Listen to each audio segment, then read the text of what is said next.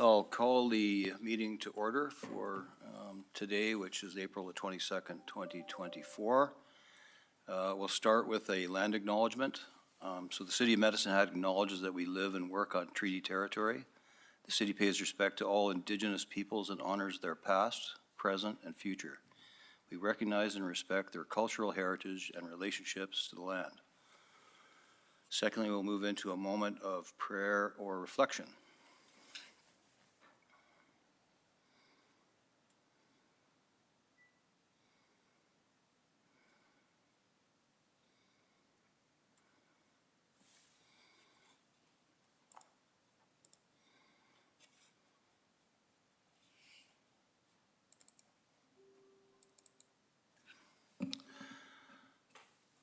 Thank you.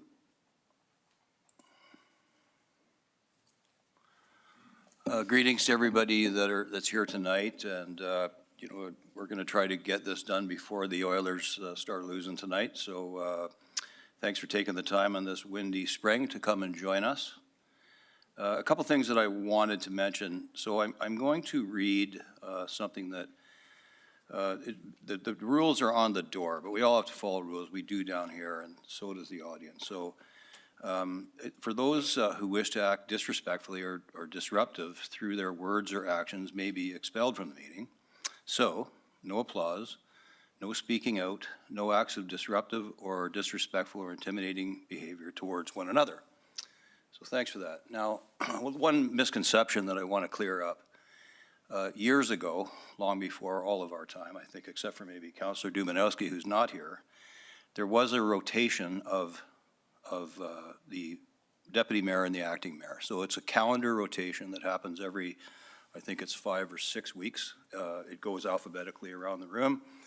So whoever is chairing the meeting, because the mayor is not chairing the meeting, it's a rotational thing, and the dates are set long before, at the beginning of the year, actually. So I know there's been some misconception about that, so I wanted to be clear to everybody that that is how that occurs. So I'll just go back to the agenda. So just the adoption of the previous council meeting minutes. I wonder if anybody has any amendments or changes to the minutes. I get a motion to adopt the minutes, please. I'll make that motion, Andy. Councillor Sharp, second. Councillor Canodal, all in favor? Sorry, Mayor Clark. Thank you. So just reviewing the minutes, the minutes were changed to reflect unauthorized, I believe. Or I guess the previous agenda was amended pursuant to my objection about me being unable to perform my duties. So that won't be reflected in here. So you're saying it's not reflected in the minutes, or it is? I'm just going through the agenda minutes. Can you point out the position where it is, please? Well, I'm just wondering if it is in there or the agenda was just changed. I'm not sure. City Clerk, are you able to help me with that? Yes, I do recall that. Thank you. Through the chair to Mayor Clark, that was changed. We did note that last meeting, and I directed staff to change that, and it has been changed. But my objection is not in the record? No, we simply made the change in the wording as we believe we were requested to do. Okay, I would just request that that objection be noted in the minutes. Okay, is that good? You do that? Okay, thank you. Councillor Van Dyke. Thank you. Through the chair, I have a question actually for the city clerk, if I may, around procedure. As I wasn't present at the last meeting, am I permitted to vote to accept the minutes of that meeting? Yes. Okay, thank you. Okay, so thank you. All in favor? We do that yet? No, I didn't. Thank you.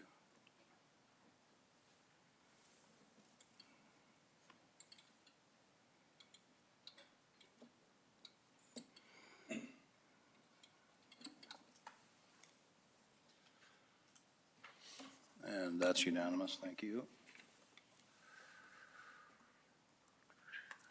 So, moving on. So the adoption of the agenda, are there any additions to the, or any changes to the agenda, I should say? Go ahead, Sorry, I Councillor. have something, I can't press my button for some reason. Could we move item 2.1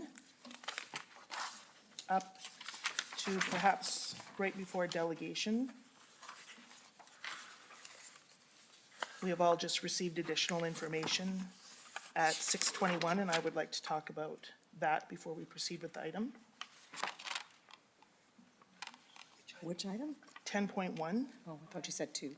Mayor Clark's information request. Just ask that it go after the consent agenda. Due to recently received Okay, information. okay, so I think it is, correct? It's right after the delegation? So right I after, would like to put it right before the right delegation. before the delegation? Yes. Okay, good enough. Any objections to that? Do we need a vote to do that? No, if it's unanimous, it's fine. Unanimous? Okay, thank you. We can move that then. Thank you. Any other changes to the agenda?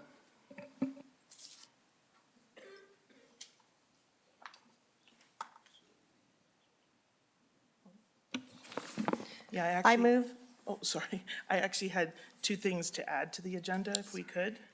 One is naming rights. And we can put that wherever you feel it goes best, Mr. Chair. Probably after new business and before committee business.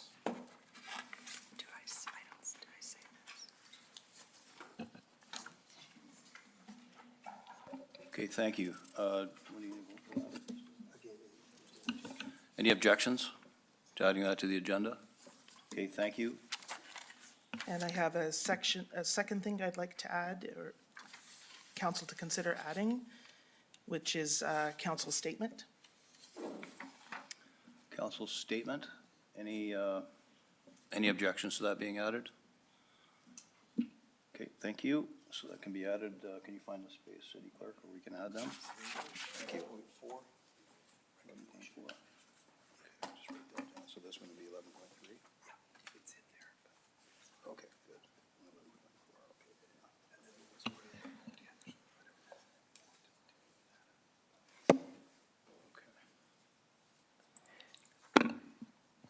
I move that we add an item to the agenda under new business, item 11.4, respectful behavior expectations. I think that's the one that was just done, so we can. Oh, we're do- okay. It'll be put in as 11.4. Okay, And then we can. Thanks, Sandy. Let's discuss it then. Thank you.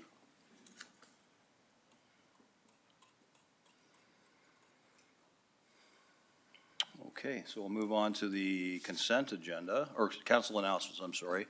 Any council announcements? Anybody? Okay, oh, sorry, and we have to adopt the agenda as amended. Do I need a motion for that? A motion to do that, please? I'll make that motion. I'll second. Counselor. Councillor Sharp, seconded by Councillor Canodal. Thank you. All in favor?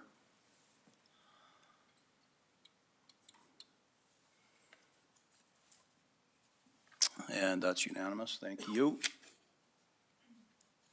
So we'll now do councillor announcements. Is there anything from anybody? It doesn't seem so. So we'll move on to the consent agenda. Everybody's had a chance to review the records, both the received for corporate record and received for information. There's 14 items in the consent agenda. Do I have a motion to accept them, or is there anybody want anything taken out of there? Councillor Van Dyke? Yes, thank you. I'd like to pull 8.4, 2023 Supply Chain Annual Report.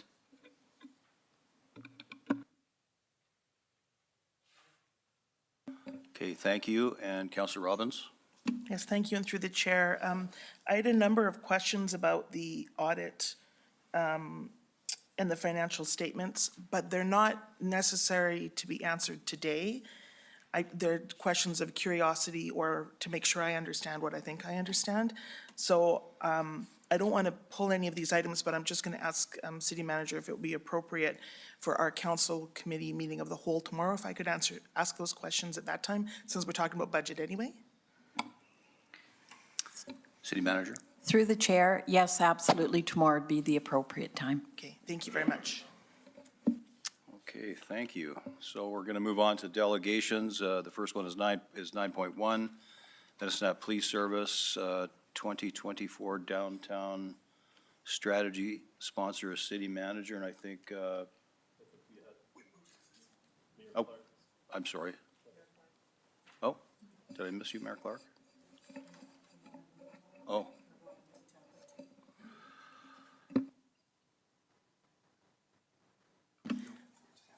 Yeah, so my understanding, sorry, Mr. Chair, we've really juggled with your agenda, and I'm so sorry about that.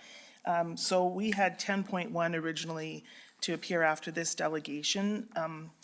You may recall that last council meeting, Mayor Clark read some information, and I had asked if she could send copies of that so I could better understand what her request was. And we've received that today at 6:21, so I'm going to ask that this matter be adjourned to our next meeting so we could have a chance to actually read that information. Okay, any further, so you want time to So, review the information that you received at 6:20?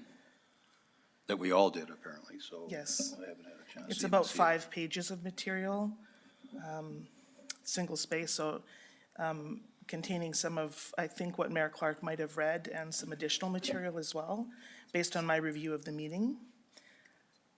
So I think to be fair to all of council, we should review that before we get into a discussion about it, and we didn't get a chance to do so because of the time it was received.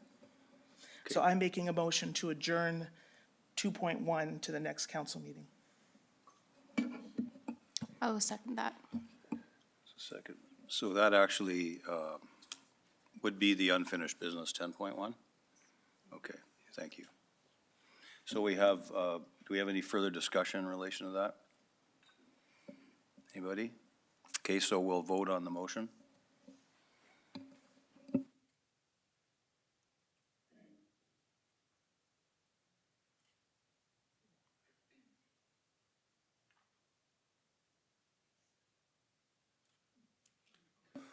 Okay, it's carried.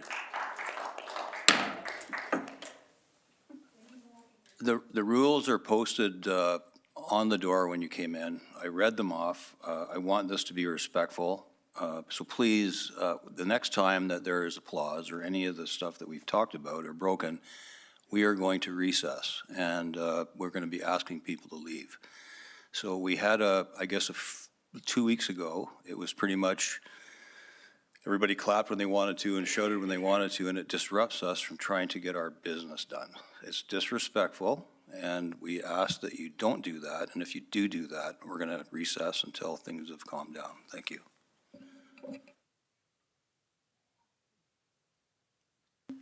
Okay, on that, we will now move to 9.1, which is Medicine Hat Police Service 2024 Downtown Strategy.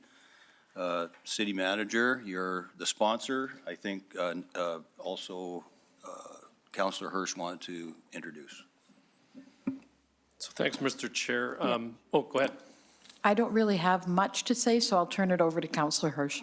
No, thanks for that, City Manager. And through the chair, just wanted to extend my thanks to the presenters, first off. And this was actually presented to us at Police Commission, but we felt that the value of what was contributed in terms of the content was really helpful for City Council's acknowledgement and understanding.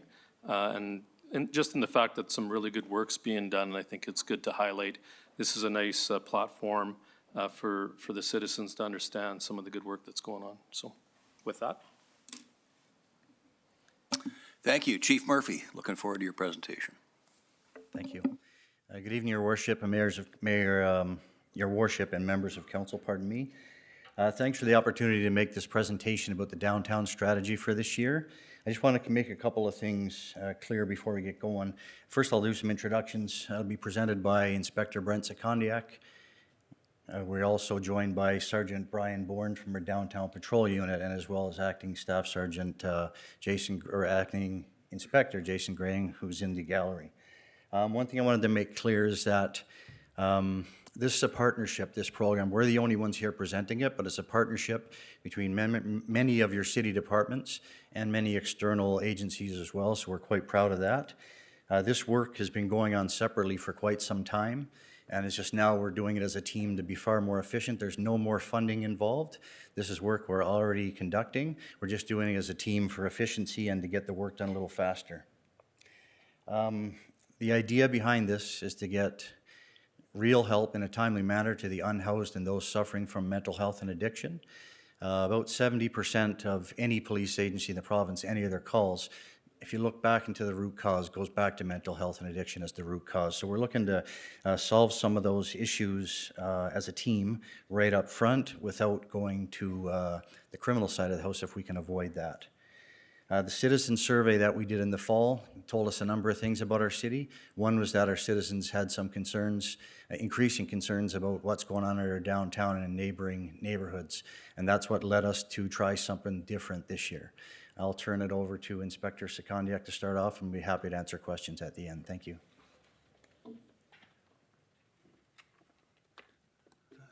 Thanks, Chief. We're going to just quickly go over our present state with Sergeant Bourne here, but just to give you a brief history, we've tried a number of strategies since I've been here in 1999 on the downtown core, and I know some of you have been here longer, looking at Councillor McGrogan. But we've had a number of strategies. Most of them been during the summer months, the warmer months, May till September.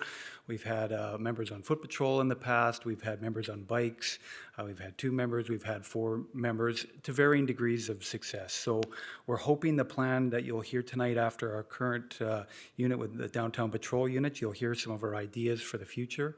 And we have some KPIs that we're going to measure, or key performance indicators for this year, and we'll be able to augment it next year. So we're really looking forward to some of the planning we have for this year. So I'll turn it on over to Sergeant Bourne for our current state.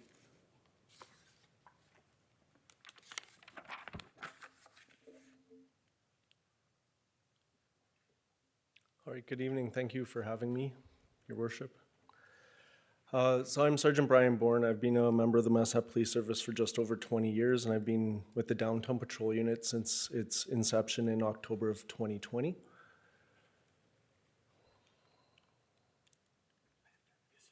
It is, yeah. No, it is. Shut it off. You got her. All right, so our mission statement for the Downtown Patrol Unit is to enhance the safety and promote a welcoming atmosphere to the downtown core. Myself and my 2 relatively new teammates, Constable Mitch Young and Constable Lisa Jarvis, who joined my team at the end of September of 2023, we're residents of Medicine Hat. We want Medicine Hat's downtown core to be safe and to be perceived as safe by everybody that attends down there. In the photo there, you can see Constable Mitch Young to my right and Lisa Jarvis to my left. And then the lady that's in the solo picture there, that's Amber Thompson. She's our crime analyst with the Massachusetts Police Service. She does a lot of work behind the scenes for us in the downtown. And one of her biggest roles is when we have problem individuals that are committing crimes, she has created bail packages for these individuals, outlining their addiction history, their mental health history, their criminal history, and all other information we have access to. So when we hold those people for bail hearings, we would like to hope that there's a greater likelihood of them being lodged in cells and not released out to the public. Here's our area of responsibility. So it's roughly from North Railway on the east to 3rd Avenue on the west. That's 3rd Avenue southeast. And from River Road southeast to 5th Street southeast. There are some exceptions to this. We do patrol the Root Cellar, which is off of Maple Avenue outside of our area, but many of the patrons that use that service are ones that we are very familiar with, so it just makes sense for us to help them out when they're having issues.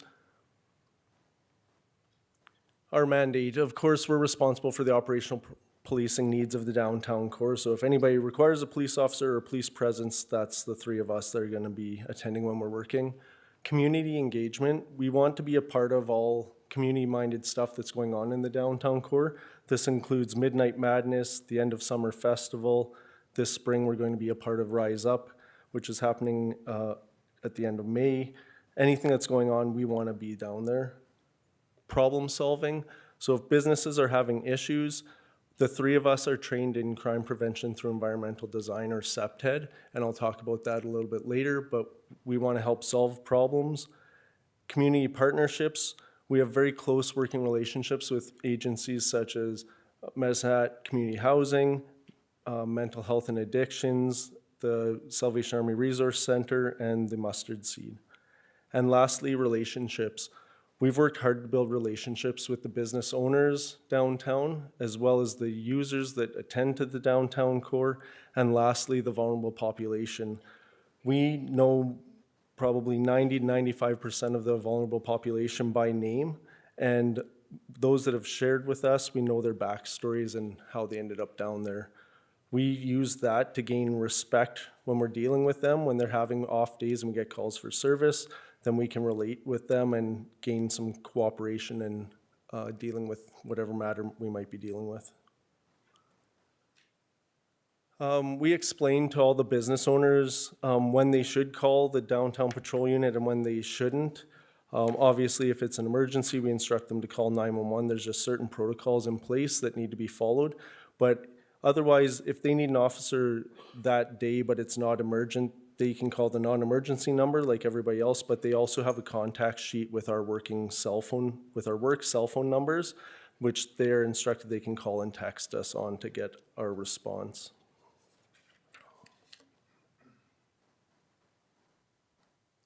What are our main concerns downtown? So these topics are pulled from our stats from 2023. Suspicious persons, that can be anything from there's somebody hanging out outside my business that I don't know who they are or what they're up to somebody that looks like they might be up to no good and they just want the police to check on them. Unwanted guests are by far our number one call for service in the downtown core, and that's typically somebody that's hanging out in a business or an area that they're not supposed to be or they're not really welcome, but they're not committing any crime necessarily. Found property, we get lots of stuff turned into us, wallets and the like. Check the well-being, kind of goes with some suspicious person complaints. So anybody that feels somebody, their usually mental health or their medical well-being needs to be checked on, they call the police and we attend for those. And lastly, mental health concerns, which are by far one of the main driving factors of the issues or the complaints that we see downtown. The downtown patrol unit challenges, weather conditions. So when it's really hot or when it's really cold, everybody likes to seek shelter. So do the vulnerable population, and that drives up our calls for service. Likewise, when the weather is nice and everybody wants to be outside, so do the vulnerable population, and we get complaints on them and their actions wherever they're hanging out.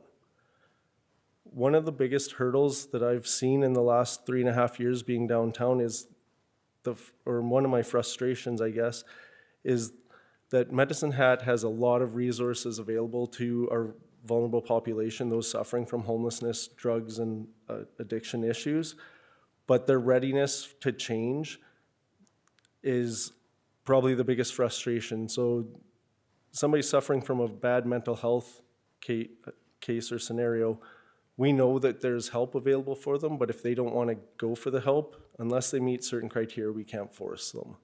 And same goes with addictions issues and those types of things. So, and there is people in our city that would rather be homeless than be housed for a number of different reasons, which I won't talk about tonight, but that has been one of my biggest eye-openers, I guess, being downtown, is that although there's lots of help, there's lots of people out there, or some people out there, that don't want the help yet. Underlying issues, like I said, those top three things, if we didn't have those, we probably wouldn't have much of a police service right now. That's what keeps us busy in all areas of the city.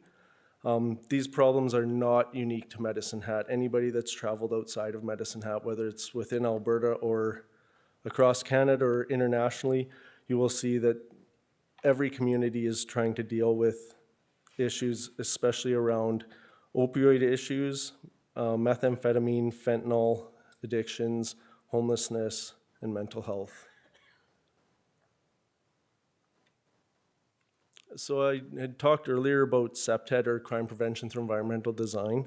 That's a program that the 3 downtown patrol officers, along with about a dozen Medicine Hat Police Service members that aren't in the downtown patrol unit, are trained in.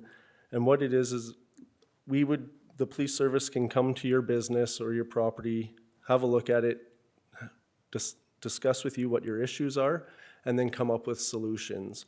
So you'll see in these photos, these are actions that businesses have taken after having us do a SEPTED analysis on them. So the very top one, the white gate, that's at the back of National Bank on First Street Southeast across from City Hall. It's a long corridor there.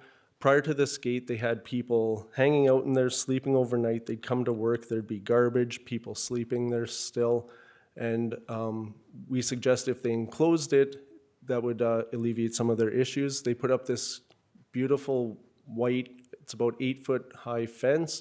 And since they've put that up, they've not had to call us about those same issues. Right below is the back entry to Edward Jones in the 500 block of 2nd Street Southeast. And just the designs of some of these old buildings downtown, they weren't obviously even thinking about SEPTED back in the early 1900s, but it's a bad little alcove at the back of their building, and they put up that gated entrance, and it alleviates people from hanging out, sleeping in there, again, leaving garbage. And the last one is behind RBC Dominion Securities on South Railway Street, and in the very back you can see the transit terminal parkade, just for reference as to where we are there. But that area behind the retaining wall used to be a flower bed, and there'd be people hanging out, sleeping, the same types of things. The garbage can was surrounded by a 6-foot tall wooden fence, so it acted as a windbreak as well as a good concealment. So we suggest that they make it less comfortable. They brought in a bunch of broken concrete, so it's not comfortable to hang out on, and that significantly reduced their need to call the police. So those are a few of the success stories from our SEPTED analysis downtown. And again, it's a free service offered by the police service, and the downtown businesses know that they can reach out to us for that analysis. We go on to talk to businesses about how to protect themselves. So obviously we encourage them to report any unusual and suspicious activity to us using the buddy system. So finding a partner to walk to your vehicle if it's in the later hours of the day, or moving their vehicle to a closer, more well-lit area if they're going to be staying after dark. And restricting access. Unfortunately, some businesses only have one employee working at the front counter, or they don't rely on people off the streets coming in for business. So we tell them, rather than be surprised by somebody coming into your business, somebody that's not maybe welcome, is to just lock your door or put an alarm on your door so that when you open it, it alerts you that somebody's in there, so it will reduce your element of surprise. Again, we go on to talk about how to protect their property.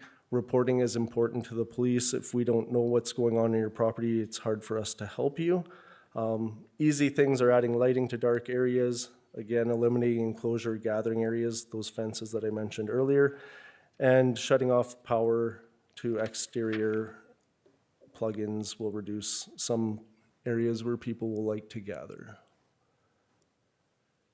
And lastly, in the last 3.5 years, these are a few of the successes that the Downtown Patrol Unit has had. So we've made contact with, I would estimate there's about 220-ish businesses and services in the downtown core. So we went out and gave our personal contact sheet out to them and explained our relationship and what we can do for them. Transit Terminal implemented 24-hour security in April of 2022, which has eliminated or significantly reduced the issues down at the transit terminal, making it a safe alternative a safe alternative place for people to park, and building relationships with numerous social service agencies. Like I said, we deal with Mesa Community Housing, Ready, McMahon, and Alberta Health Services, and many, many more. But what I guess I want to stress is that downtown is a safe place. If we go back to that slide with the top 5 calls for service for downtown patrol, none of those are criminal actions. They are disturbing and they are disruptive, and we do understand that, and we want to eliminate or reduce that as much as we can. but it is a safe place to bring your families and to enjoy. The crime stats for downtown are no more significant than any other area of the city. That's all I have.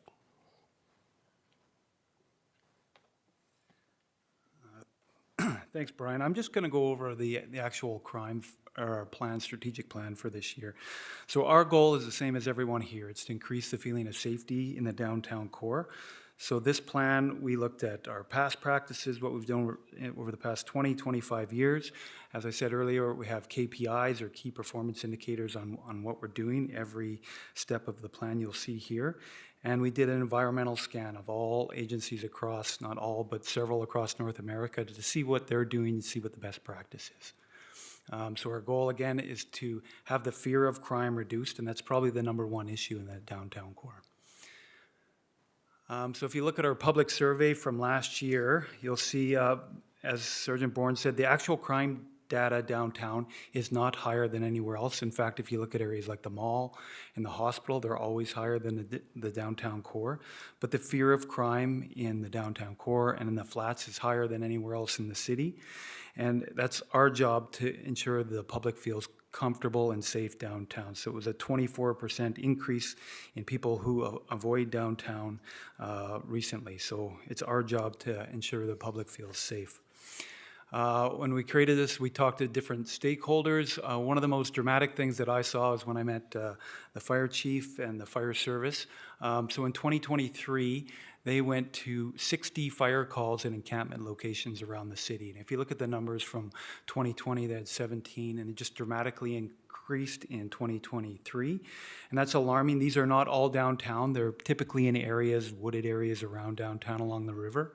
But to me, that's a safety risk, not only for the community, for grass fires or for structures burning, but for those in the encampments, the vulnerable population that are looking to heat themselves, that typically use propane tanks and flammables. Extremely dangerous. I'm just worried about somebody getting hurt. So really good information from the fire service.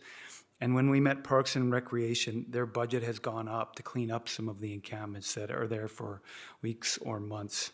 So that was something we wanted to address as well. So we've created a strategic plan here for the downtown with 5 pillars, and you can see them all here. I'll go over them briefly, but they're increased proactive enforcement and community presence, intel gathering, and that's really internal for us at the police service, crime prevention and deterrence, ensuring public confidence, and that's something the chief was key on, and lastly, offender accountability. So the strategy number 1, there are several bullets under this one, but the one I wanted to highlight, which we just started 2 weeks ago, was creation of the PEACE team, which stands for Proactive Engagement and Community Enhancement Team. So when we went around and met all of the key stakeholders that we work with, they were all genuinely wanted to participate in this, including our bylaw unit here at the police service, the fire service, they were outstanding partners, community housing, Parks and Rec, AHS, and the Meossen Center. So the goal with the PEACE team is to go out, they go out twice a week and identify encampments, provide services to those in need. And I know they went out last Thursday to encampment on the Southeast Hill. They found 2 people that were in need of medical attention, so our PAC team was there. They were able to give them food, some medical attention, and then we got them out of that encampment and hopefully into housing. So again, just a great initiative, and it's really all from our stakeholders. So in 2023, bylaw went to 134 encampment concerns around the city. So that's a lot, and that's a lot of people at risk, and we want to reduce or eliminate that. We really were proud that the Meossen Center was able to join on. Not all of the people that are encampments are Indigenous, but some of them are, and to have Ken as our contact with the Meossen Center, and he was very excited to go out, and we're excited to have him as part of the group. Strategy 2, again, this is an internal strategy for the police service, but our analyst, Amber, that Brian spoke about earlier, and she's done this in the past, but she's to look for all of our data. So we have a ton of data that comes in, to look for criminal activity, to disseminate that amongst the service, specifically to the downtown core. And then tactical intelligence meetings, this is something we started maybe 3 years ago. So we have a meeting once a week, and we go over all the high priorities in the city, and that's why we encourage people to call in, because we base our resources off of calls for service. So the goal is to, at these Thursday meetings, we identify offenders and locations, and we put extra resources in those places. And then lastly, street operations, these are for patrol officers, just to record everything they do, all warnings and all diversions they give. So this has been completed in the past, but there's been a renewed focus on it for this year. Strategy 3, Sergeant Bourne spoke to some of these, but it's crime prevention and deterrence. So it's directed patrols. So based on those meetings we have on Thursdays, we will direct patrols to a certain area. If there's a location or a business downtown that's seen an increase on our, we call it a heat map, where calls for service are increased, and we'll put extra patrols there. We have a policing plan for long-term problem locations, and there's several downtown. So that's been effective thus far. Sergeant Bourne spoke about SEPTED and using SEPTED at locations to help build through the environment and the structures to reduce crime. And then we are looking for next year, hopefully, for a public safety camera. We do have a capital budget request in for this. This is an overt camera. It's got red and blue lights on it. You'll see them in most major cities, where you put them in a location where we've received complaints. And it's only deterrence. It doesn't really record crime, but it deters people from poor behavior in those areas. So I've done a lot of work on this. I know I've heard feedback that it's Big Brother watching, but no, it's really to keep businesses and people safe and to deter crime from occurring in that area. Our fourth strategy is to have a collaborative presence in the downtown core, to have partner agencies involved with Sergeant Bourne and his team. We have all 4 of our auxiliary constables will be assigned to DPU starting next month. So it'll look like there's more police officers down there, but there'll be 4 auxiliary constables working with Brian and his team. And intelligence is very important for us, so it's finding new ways to gather new types of information and data. And part of that will be through door-to-door inquiries, specifically with businesses, to see, what are the problem areas and who are the problem people, so we can come up with strategies to alleviate that. And the last strategy is offender accountability, and Sergeant Bourne talked about this, but to create bail hearing packages for high-risk, high-frequency persons. And out of all the people that go downtown, talking to Sergeant Bourne and his team, there's about 7 that we deal with frequently there's a lot of criminality to their behaviors, and those are the ones that we have packages for, and if they commit a criminal offense, they'll be arrested, taken to our cell block for a bail hearing. It's not up to us to determine if they stay in jail or get out.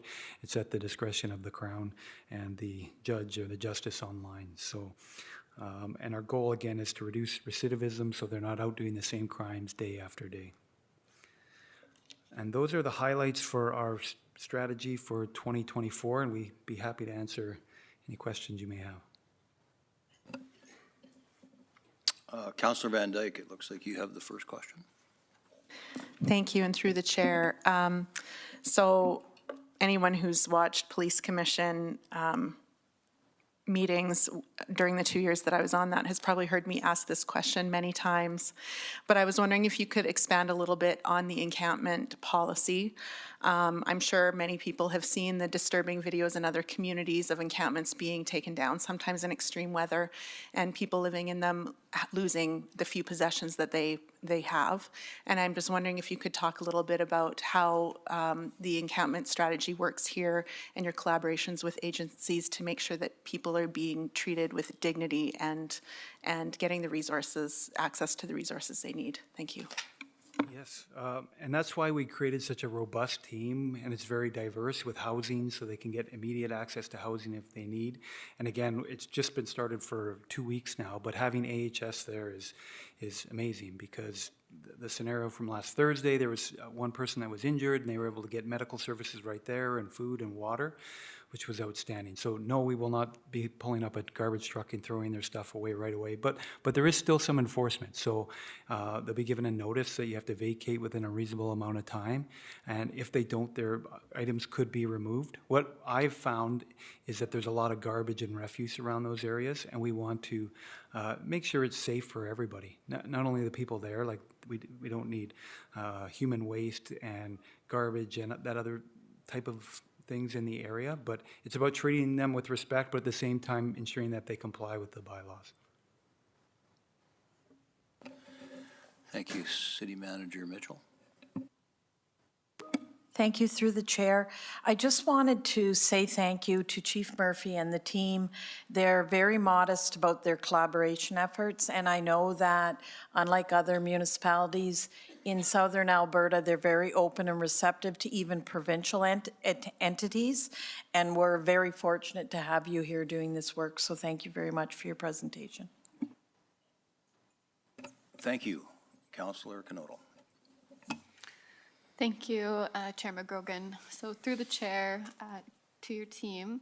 So for people who don't want help or struggle with the ability to see themselves in their situation, what can be done in regards to building a relationship? Oftentimes these people are, they have a history of broken relationships, trauma. So what will this team be able to do to bridge that gap?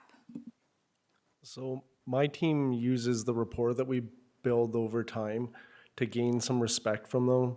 And so if we come across somebody that's maybe having a bad day and we've got a complaint on them and they're having a bad mental health day or something along those lines, we'll encourage them to go to resources like the Salvation Army Resource Center, where they provided a meal and a drink and some shelter, right? So they get them off the street. So they might not be receptive to going to housing and dealing with that, but we can get some immediate small gains and encourage them to get assistance that way.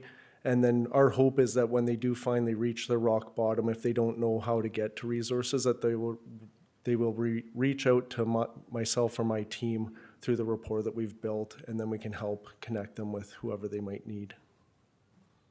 Can I ask a quick follow-up? Okay, through the chair. So when you or your team or this new the new team that you've created with the many different resources, will the first contact, will your information be shared with them so they can reach out at any time? I can't speak for the peace team because my team's not a part of that. Our bylaw is the police representation on that team. But when we deal with them, again, I would say probably 95% of the people that utilize downtown as a vulnerable population know us by name just through our casual conversations and stuff, so they know how to reach out to us. And if they are at a resource such as the Resource Center or the Mustard Seed, they have our contact sheet too, so if they want to reach out specifically to us three, they have availability to get our numbers from them. Thank you. Councillor Sharps. Thank you, and through the chair. First, I'm going to speak to you as I'll just make some comments as a business owner downtown, and I've had to utilize the services of the DPU, and it's always been very empathetic and very fast. And I will say as a business owner, it was very frustrating at times, you not knowing how to handle things, and you could phone the DPO or text, and I love that they allow us to text them. I'm sure we drive them crazy, but they will, you know, they come down and they educate us on better things that we can do, but they also are, you just really are so good with the vulnerable population, and I can't commend you enough. But leading from that conversation, I also want to say that I also sit on the Downtown Collective, and again, not enough recognition here, but both city administration and the DPU, including Chief Murphy, attend those meetings. We are diligently trying to make downtown not just safer, but known to be safer. And I really do think that is working. I'm hearing less and less. And don't get me wrong, we do have a vulnerable population down there, but I think part of the interaction with the DPU is that maybe as business owners, we're learning how to handle that a little bit better, or talk to them in, you know, maybe a different scope or a different place. So I appreciate that. One of the things you said was, I think it was you, Brian, that said fear of crime. So do you feel like your relationship with the business owners has helped bringing that down, or what is the biggest contributor to that? I believe our interactions with business owners and even just the general population that's utilizing downtown has maybe or could potentially help with reducing that fear of crime. Sometimes if we get called to a business, for instance, and John Doe is having issues on their property, we can give them a bit of the backstory or, let them know, okay, we'll handle it from here. From here, he's not somebody that's typically assaultive or violent. He just has outbursts. So we can give them a little bit of backstory on, or maybe some ideas on how to deal with those people when they're having difficult times. So I think that can help put them at ease. And then when we do find out who it is, we can let the complainant know what their name is. And oftentimes if you approach somebody and say, hey, John, how can I help you? That can lower their stress right away, and it allows for a more engaging conversation instead of, hey, you, or something along those lines. Of course. Do you feel like the relationship you're establishing with the Downtown Collective is assisting with that? Yes, I do. It's another means for us to get our information out to the downtown businesses. So through the Downtown Collective, it's been invaluable to us because we can only see so many businesses in a week, right? But if they go to these meetings or the information shared at those meetings and then disseminated through them, it definitely does help us. Okay, may I follow up? Okay. There was one, so can you just touch on the vulnerable population a little bit? I think one of the things years ago, I mean, I've been downtown 24 years now, but I think 23? Anyways, I think one of the things I learned early on was it wasn't unhoused down there. It was vulnerable population. So I think there's a bit of a myth that when you go walk by the parks, every one of those people are homeless. And I don't find that to be accurate. What are you finding? I'm finding a lot like they go home to their places at the end of the day. They might be on AISH, they might be in subsidized housing. They're vulnerable, but they're not all homeless. Now, is that an accurate, or do you think that's changing? I would say that's accurate. The majority are probably homeless, but there are some that are housed. And like everybody, you have a social circle, and their social circle is some of the other vulnerable population, the people that are going through the same stuff in their lives as they are, right? So they do come down, utilize the services at the resource center. You don't have to be homeless to utilize that, and then carry on socializing from there, just as anybody does when you go for supper with friends or family, right? The evening doesn't end at the end of the meal. You might go to the park and hang out and visit for a bit, and so do these people. So yes, I would say most of them are experiencing some sort of housing struggle, but there are some of them that are housed and just hang out down there and then, like you said, return to their residences after. Okay, thank you. That's it. Thank you. Councillor Hirsch? Thanks. Through the chair, just wanted to, thank everyone for the presentation tonight. Obviously, with all the questions and quite frankly, this platform, it's meeting and exceeding my expectations to get this out in the community. A couple observations and then a question. With the DPU, I guess, even with your presentation tonight, Sergeant Bourne, I guess my intention and yours as well is quite frankly to reduce the stigma of downtown in terms of the stats that you provided, saying really there's no much more in downtown than any other part of the neighborhood. So I think that's something to take home as well. And the second piece, again, my observation, the police through peace team is really making a difference in our community with respect and compassion and dealing with the vulnerable. I think we've seen many of the stories out in the media about how right across Canada, the vulnerable and those that are affected by mental health issues are treated.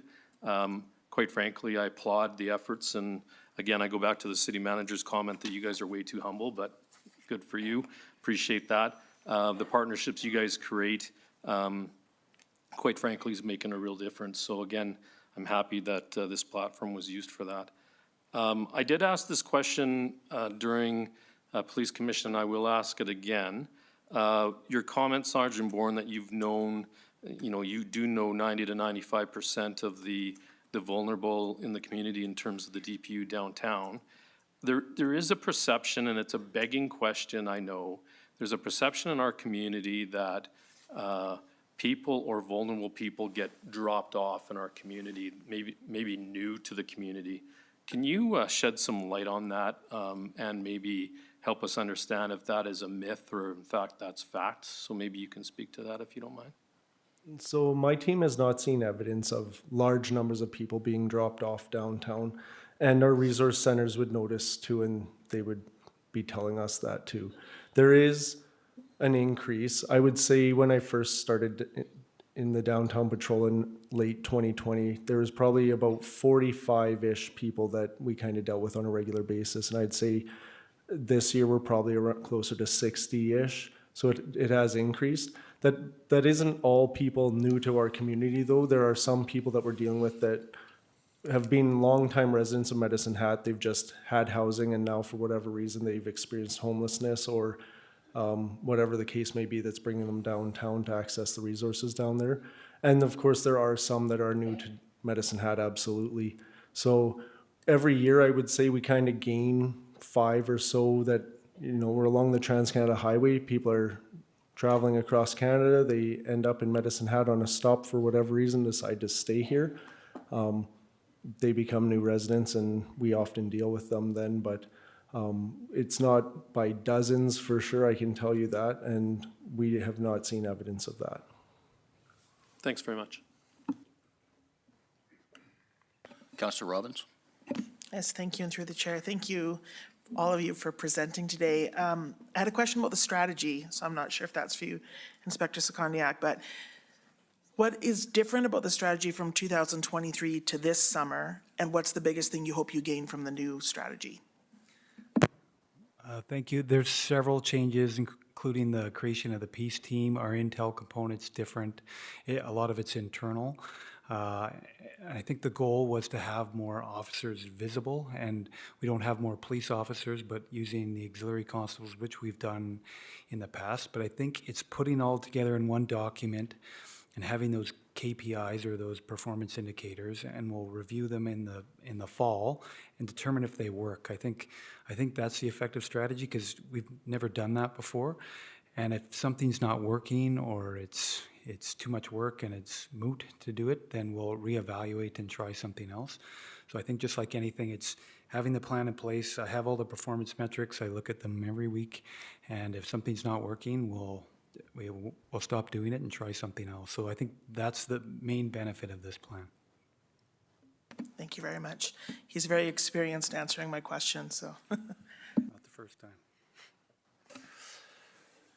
Thank you. I think that's a wrap up. I just have a quick question, probably more for you, Inspector Secondiak. Not as much about downtown, but you did mention encroachment caps in your earlier conversation. So if somebody's out walking their dog and they come across perhaps, what would you, an encampment, what do they approach the people? Do they phone the police? Tell me how people would deal with that. We would ask that people call the Medicine Hat Police Service, the non-emergency line, or download our mobile app. It's free on iTunes and Google Play Store. Shameless pitch, but you can do it online and do it right from the app, and an email goes right to bylaw, and they will review it. If there's something that's exigent and important, because they only go out 2 days a week right now, we will just have bylaw go on the weekends, like if there's a risk of harm or somebody's injured or there's an active fire. But I'm hopeful this will be successful. Like thus far in 2 weeks, it's been outstanding, and the feedback we've had from all the partners has been very good so far. But we would encourage the public, call the non-emergency line or use the mobile app and submit a tip, and we'll come. And it's really it's not all about enforcement, but it's just making sure those people are safe, and they might not be. The weather, of course, right now it's warm and cold, and everyone has the right to feel safe and secure and have shelter. So that's the main goal here. Yeah, no, thank you. So I guess for public expectation, so they can expect maybe within a day or so at times, or immediately if there's a public safety issue. That's Would that right. be It'd be immediate if there's a risk of harm, but within a day, perhaps two, depending on calls for service, there could be a team there. If the peace team's working that day, they'll be there immediately. And they are searching proactively in areas that we know have encampments, typically along the riverbed, behind the old food bank along the coulee there, those are common areas, so they search those proactively as well.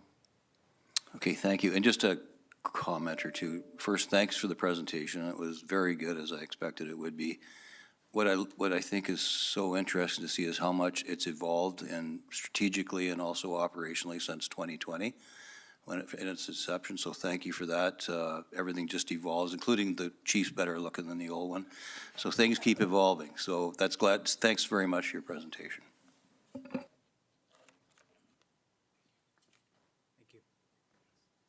Okay, thank you. And we'll move on to number 10, which is unfinished business. 10.2 is bylaw 4735 to amend the unsightly property bylaw. Sponsor is Development and Infrastructure. And this is for first reading only, so there won't be debate on this. It'll just be a vote, so thank you. I would like to make that motion. I move that council gives first reading to bylaw 4735, a bylaw of the City of Medicine Hat to amend the unsightly property bylaw. I'll second that. Any discussion? That's right, sorry. Questions? All in favor, please vote.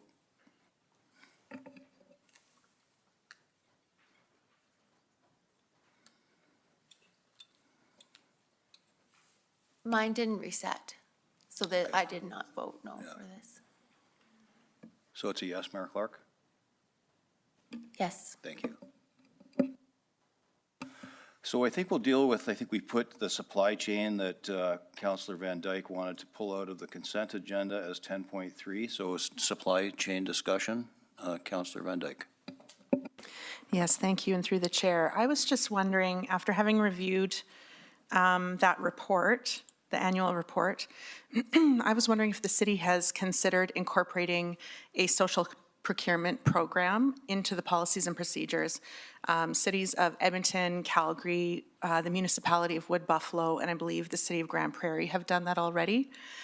For those that are not familiar, social procurement is when the city makes purchases strategically to contribute to social equity, economic resilience, social and economic reconciliation with Indigenous people, and growing a green economy.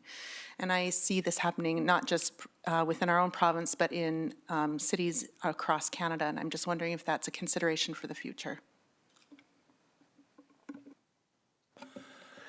Managing Director Eggert. Okay, thank you for the question, and through the chair. That question has come up in the past. We currently do not have a policy on social procurement. Often we see that in larger cities when it comes to hosting larger games like the Olympics or something to that effect to give certain groups a priority in terms of work and preferred vendors. So our policy today is really ensure that we are fair and equitable in terms of providing opportunities for vendors. And as well, we do, however, engage our local vendors in ensuring that they have training and awareness in terms of what's coming up and training sessions and so forth through various advocacy groups. But specifically as it relates to the social procurement policy, we do not have that, but we can, you know, certainly look at it. But the plan is, we don't have a plan to implement that. Okay, thank you for that. So if that leaves that topic, we're going to move on to number 11, which is new business. We have a couple of presentations coming up on policies. So I'm going to ask for 11.1 is the new proposed whistleblower policy 8046. The sponsor is City Manager. City Manager, I'll turn it over to you. Thank you, through the chair. This policy has been a little time in coming. I appreciate Director Koken coming forward. There has been quite a bit of work done on this policy. I'll let her explain the background, but you will see more policies coming. Many of our policies here at the city are a little bit outdated and need to be brought up to speed. So this will be the first of many visits from Director Koken, and I will turn it over to her. Thank you. Thank you, everyone. Good evening. So with the whistleblower policy, I'll just give a bit of a background on this. It hasn't been, the last approval and update was in 2014. And so it came back to admin committee in early 2023, and there was a request to meet with the unions to have feedback and some fine tuning of it. So there is, and I do want to address this, there is a bit of a time lapse with bringing it back now in April of 2024. We've had staff changes, there's been a number of things operationally that's impacted this, but we're here tonight to bring forward this policy. So within the policy, we have updated current state with the organization, current language, current structure, staffing changes, and the statement, purpose, definition, and the application. So that is what the policy actually now does reflect. It also reflects updated procedures for the staff. It does have a complaint process and an investigation process that is held confidentially, but not anonymously. So when we looked at this policy, it was, well, what else do we need to bring forward? So the policy that has come forward, it does address all of that. We didn't want to delay this any longer, so we have made a recommendation that the policy comes forward, and it was adopted through the admin committee to bring this forward this way, but with the change of going forward with an RFP with a third-party whistleblower company. So what this company would do is they would basically take the complaints, and then they would actually be held anonymously. They would be triaged throughout the organization. Typically, it would be through the legal department, but that would be something that we would build within the scope with the RFP and the recommendations from the vendor. So that is what we have brought forward tonight. There are a number of municipalities across the province and also public and private entities that use this kind of whistleblower platform. There's a number of different ways that you can do it to keep the anonymity of the staff and anybody else that's bringing that forward, which is really important, because when you are bringing something forward through a whistleblower, it can be very daunting, and there can always be fear of reprisal if it isn't anonymous. So we wanted to make sure that the staff had that option, that they could do it anonymously. So some of the municipalities that do have this are Grand Prairie, City of Edmonton, City of Calgary, and Red Deer. Red Deer also has an integrity commissioner who also works through council issues as well. So there's a number of different opportunities that we can do going forward with this RFP. But as it stands tonight, we've brought forward this policy to be approved as a new policy of 8046 with a recommendation of going forward with an RFP for a whistleblower platform, plus a more robust employee code of conduct. And I do just want to highlight and thank City Solicitor Ben Bullock and his team, who was very much a support in helping put this together as well. Thank you. I see Mayor Clark has a question. I'm wondering if we should put the motion on the table first and then entertain questions and discussions. Would that be, I think we'll go about it that way. So I'm entertaining a motion to accept this. Is there anybody that would put that motion I'm happy to forward? do that. I move that council rescinds whistleblower policy 8041 in its entirety and approves the new whistleblower policy 8046 as presented. I'll second that. Seconded by Councillor Knodel. Okay, so discussion? Oops, sorry. Mayor Clark. Thank you. Through the chair, I am very much in favor of having an independent third party to do the investigation and for the report so that the confidentiality is there. But my understanding of how the policy is currently written is that the city manager may appoint someone. We're not saying that we are going to do that. That's my read of it anyway, so perhaps I could get clarification. I am looking at, under procedures, I have one more question actually. Under procedures 3.01 complaints, C, the city manager may also designate a third-party reporting system which employees may use to submit complaints for referral to the appropriate responsible adjudicator. And otherwise, the responsible adjudicator is someone else, someone internal. City Manager? Through the chair, perhaps I can turn that over to City Solicitor Bullock, and you can explain why there's the may in there instead of must.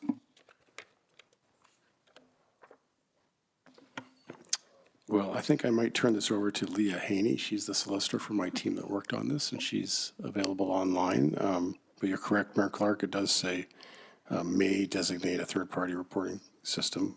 It could be changed to shall, if that's council's wish.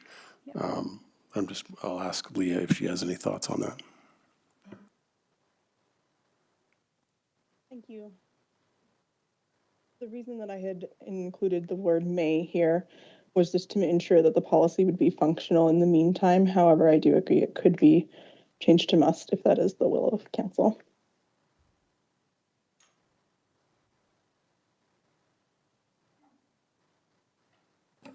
Okay, thank you. So there's other questions. Is there a friendly amendment on the floor? Or do we go through the questions first, City Clerk? Either way. Can keep discussing. Well, why don't we keep discussing, and we'll, at the end, decide whether we want to do a friendly amendment to that, to the original, I guess, motion. So, Councillor Sharps.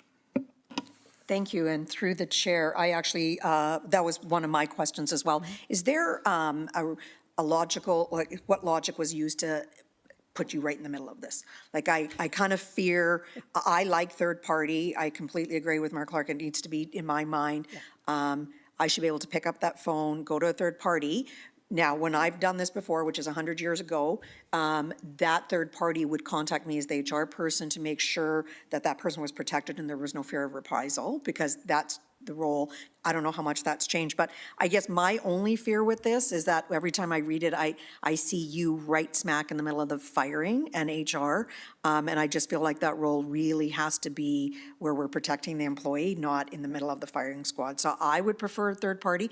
My only other question with that is, do we know from an RFP status when we talk to Red Deer or anybody else, what kind of cost is associated, what they're seeing as an annual increase in budget that's required? Thank you. Through the chair, there is a number of different options that you could look at through the RFP process, and some of the cost is how much is it's used. So the utilization is really where your cost would be. But I don't have those numbers for you, but I could get them and distribute them for you of what, some yearly costs could be. And I do understand that, yes, it does put this role in a bit of a position. So I think it is important to have that other option where the staff can go through a third party, through the whistleblower platform, whatever that would be, online or phone or email, to protect all parties.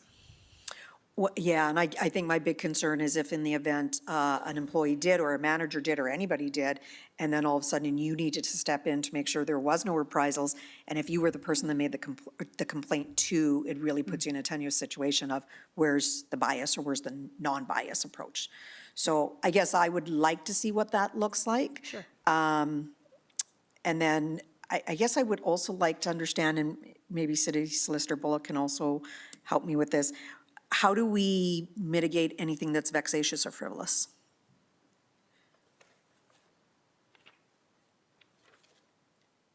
Anyone?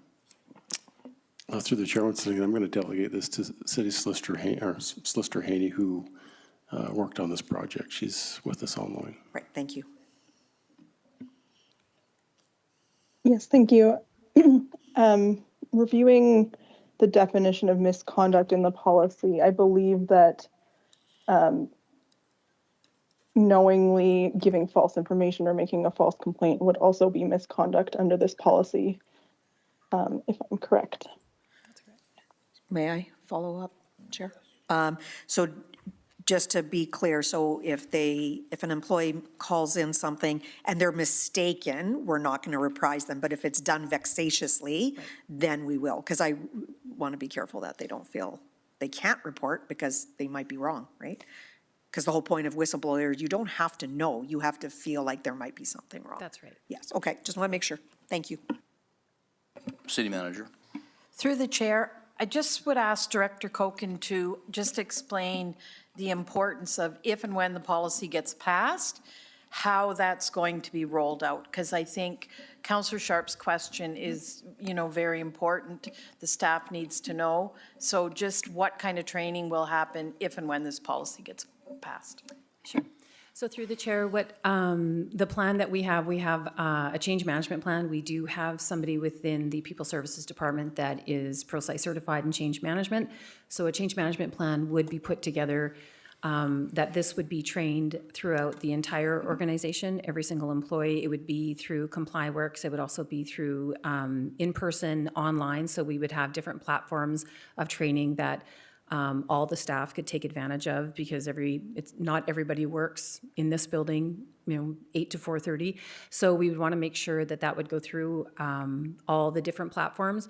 We would also want to ensure that any questions, concerns, what does this look like, give real life scenarios, almost do some like the what if scenarios of if you did this, here's how this could work. If you did this, this is how this could work. And through your point, Councillor Sharps, we would have to make a very distinct definition of what a mistake is versus giving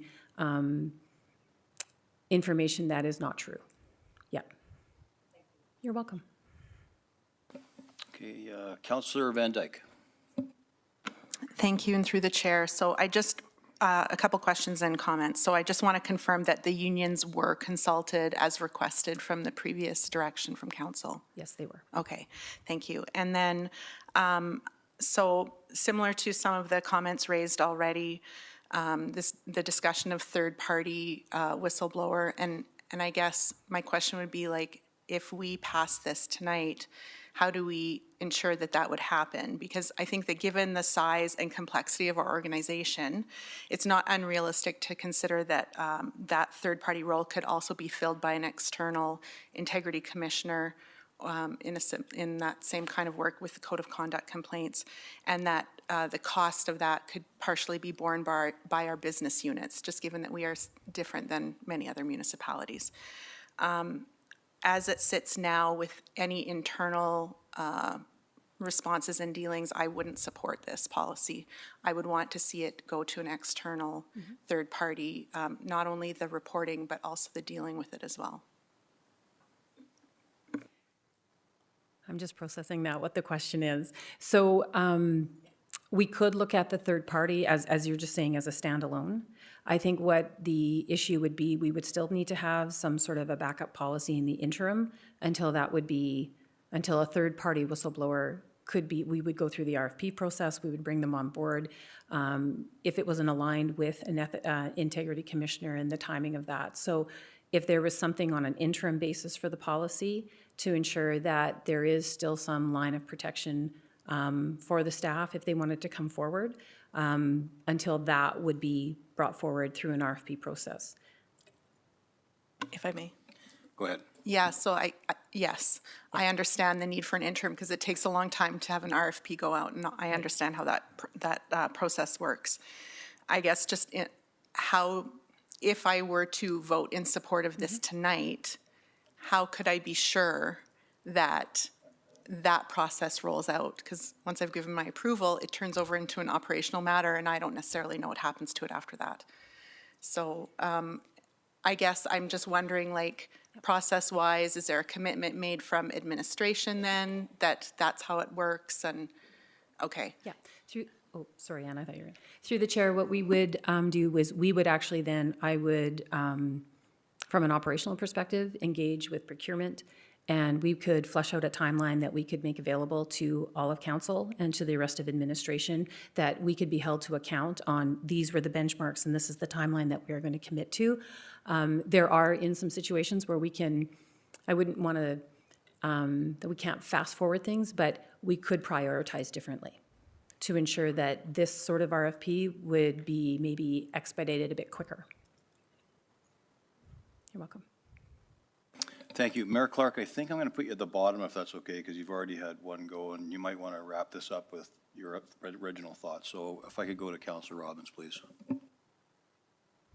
Thank you, and through the chair. I also had issues with the definition of the responsible adjudicator and who that would be, and then, so if it involves a certain person, then it goes to another person, but they're all supervised by our city manager ultimately, and so I just wondered how that would work out in practical terms. So I was very glad to hear you talk about a third party, and I sort of aligned with other council members here, as I think that we say in my world, you have to not only do justice, but justice has to be seen to be done. And while I think justice could happen under this whistleblower policy, it would be seen to be done if it was involving a third party under the RFP. So I liked that you brought that up. I like that Solicitor Haney put the may. I understand why. That really made sense to me in a drafting way, to have this bridge between the old policy, which really is very old and doesn't call anyone by their right title. Like it's, you know, every time we try to clean up a bylaw, we have to go through this process, and it's important work to do. So I'm looking forward to hearing more about the third party, but in terms of a cleanup and the way Solicitor Haney has sort of, I think, finessed that, I think I could find myself supporting this, knowing that more is coming, that will hopefully redefine what a responsible adjudicator is, or who that person should be, and remove some of the, again, like I said, justice done and justice seen to be done, that the seen to be done will be very straightforward. Yes, thank you for that. Yeah, you can do that. And if there's a way to combine that role, I agree with Councillor Sharps as well, in terms of what is the budget ask for that. That's a bit tricky to figure out. And if it could be combined with the Integrity Commissioner, because when we were talking Integrity Commissioner, we were talking, it really should be someone who doesn't have any connection to the city of Medicine Hat. Not the city, because they can live in the city, of course, but any connection to the actual corporation that is Medicine Hat. So, Agreed. because you'd want the same thing for this person, if it could be combined into one, that would be a very interesting RFP to draft, but that's for other minds, not mine. Thank you for your time. Thank you for your comments. Councillor Knodel. Thank you, Chair McGrogan, through the chair to Manager Koken. So I'm curious about, and this is a bit tangential, and I understand may not be 100% aligned with the decision that we're making tonight, but I'm curious about the purpose of this policy, and then how the investigation translates into a shift in culture. So ultimately, when a person feels the need to call a whistleblower line, there's probably a fairly large problem that they're experiencing. And post-investigation, would there be any work that's done through HR or through our managerial staff to ensure that that department is kind of wrapped around in a sense to support what's happened? So that's my first question. Okay. And then my second question, actually, let's start with that and then I'll follow up so that you don't have to track everything I'm asking. Thank you. Through the chair. So with that, any whistleblower complaint is obviously any misconduct that is coming through that is viewed or seen as being inappropriate, illegal. And it's really when that complaint comes through where I do support a third party process of it coming in, because they are able to filter through and get right down to the fact and what is the factual information that's being brought forward. In those situations, after an investigation is done, we can ask the third party to make recommendations, and so then that can actually come through where that is taken back, if it's whatever department or if it's a leader or another staff member, of what changes need to be done and follow through on those recommendations within a very, very tight timeline. So there are things that we can put in place, and we can, through a third party, and we could do it obviously within our own organization through this policy, that if there is something that we find and there's recommendations to be made, that we implement them very, very quickly. Thank you, appreciate it. The other question. So on a similar token of being tangential, I'm curious about, so this is a reporting process that would allow people to notify or make it known that something has happened. Is there a parallel process that would allow people, almost in a preventative fashion, to say, ask questions that they would like to stay anonymous about process or about, say, for example, policy that's coming down the pike that they feel isn't being handled appropriately, or things that aren't as serious but still feel like maybe they haven't yet built a relationship with their manager, and that's not the first person they're comfortable talking to. Is there, and I've seen it in my day job where there's a anonymous like question form that you can ask, and then those questions come back to the whole organization, and people are able to see the responses, and nobody's information ever has to be shared. It's just a way to ask questions that may be difficult in their particular role, but are valid and worthy of being answered, and maybe are difficult to ask. Sure.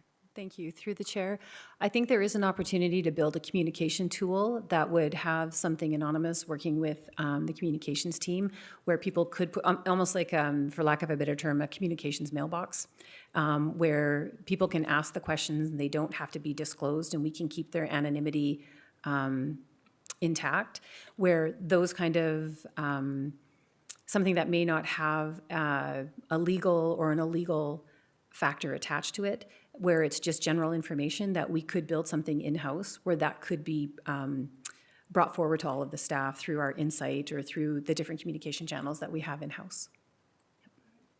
Thank you. Oh, Andy. City Manager. Through the chair, we also do internal town halls, and this is something that we as the leadership team, along with Director Koken, have taken on.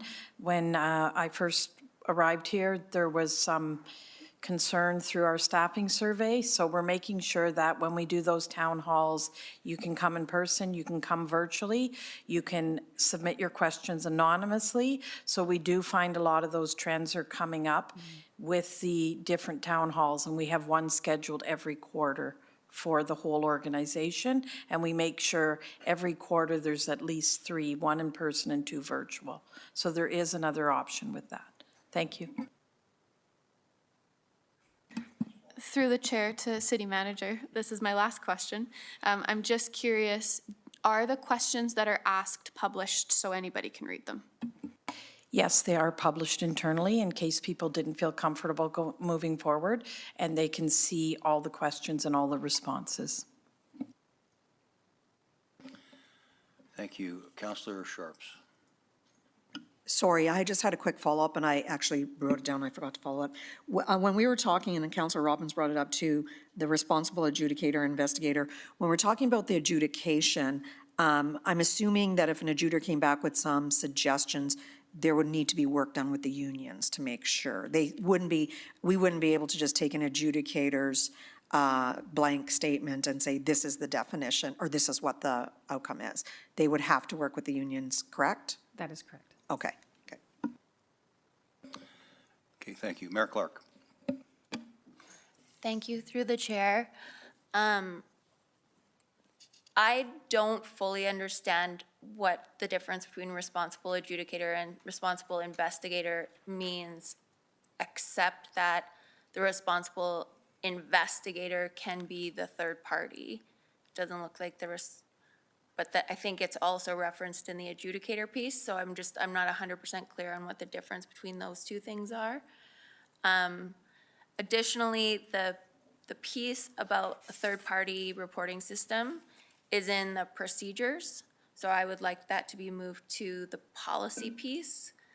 And I also feel like complaints under our fraud policy should be dealt with through this same mechanism of the independent investigator rather than through corporate services, because it's really the same type of information that would be, the person might feel they need some protection around, but my read of standalone wrongdoing eliminates any kind of complaint that is dealt with through another policy, such as the respectful work policy.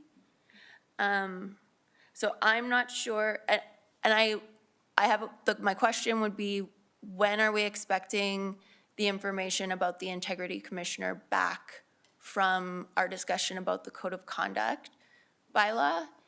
And perhaps given that there's sprinklings of various things throughout the policy that we would need to make sure we captured all in terms of getting an external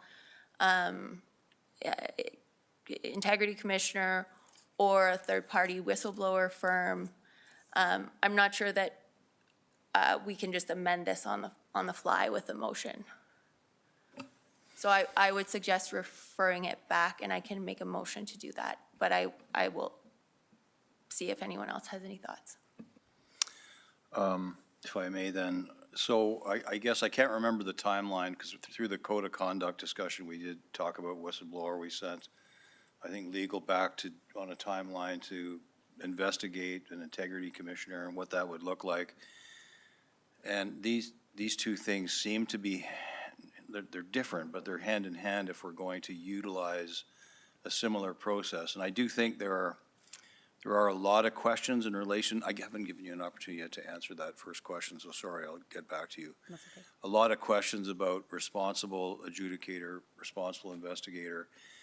A bit of a flow chart might be good for people like me who are a little slower and older, but I just wonder if it is a little premature with the number of questions that have been put on the floor, if we could make some of those changes. But maybe if, before we go any further, and could you answer that, I guess, the question that the mayor had about the difference between the responsible adjudicator and the responsible investigator and how that looks within the organization on a day-to-day basis? Sure, thank you. As well as, if I may, just if anyone has confirmation on when we expect the briefing note on the integrity commissioner to come back. Okay.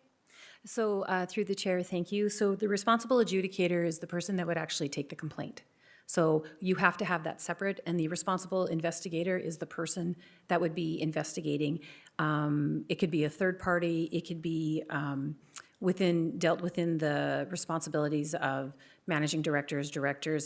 It also would depend on the base of the seriousness of the complaint that came forward. So you don't have the person who's accepting the complaint investigating it. You have somebody of a separate entity that would be investigating the complaint. Okay, thank you. You're welcome. City Manager, did you have some comments in relation to these? I do, through the chair. I have advised council that we're looking into having a presentation in May to council on an integrity commissioner background, and I know you all received that. So it'll give council the opportunity to have a discussion and ask questions, and then once that's done, I'm sure City Solicitor Bullock will be able to turn that around and bring back the code of conduct. What did we say, June? Did we say June? We did. Thank you. Okay, thank you.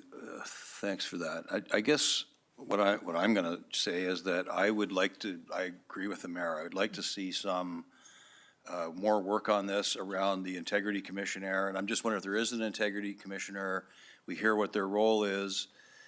Perhaps the investigator and the adjudicator, I don't know if they could be one and the same or not, but I think if it's all external, perhaps it could be done that way. So I know this is an important policy, and I really appreciate all the work, but I guess I would prefer as well to defer this until we are able to explore the integrity commissioner piece and see if we can mesh it together. And it might save you from having to redo another draft of this. And so that's just my view. So unless there's any other discussion, I think we can, do we need a vote, or do we do a motion on the table? So instead of, I guess, is there a motion? Mayor Clark, did you have a motion to refer this? Is that what I think I Postpone? can make one up. Yes, but I apologize to the people who are having to type it. I move that council refer whistleblower policy 8046 back to administration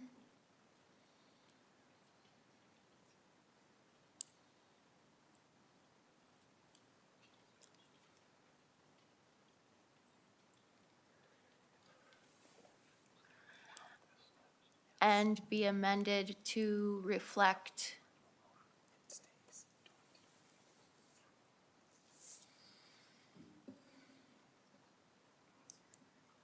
that's okay. amended to reflect council's desire for an independent investigator and independent adjudicator. I'm going to add that, as well as inclusion of the city's fraud policy.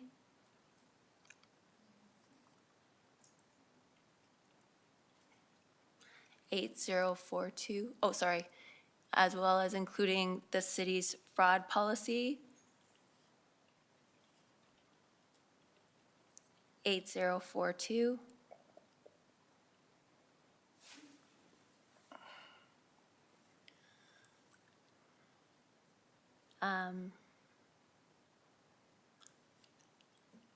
I will leave it at, I would also like the respectful workplace policy to be included, but that can be for a different, just like we can discuss that when the policy comes back. And then at the end, comma, by end of June 2024. Would that depend on where we're at with the exploration on the integrity commissioner? But I think I heard City Manager Mitchell say June was okay for that.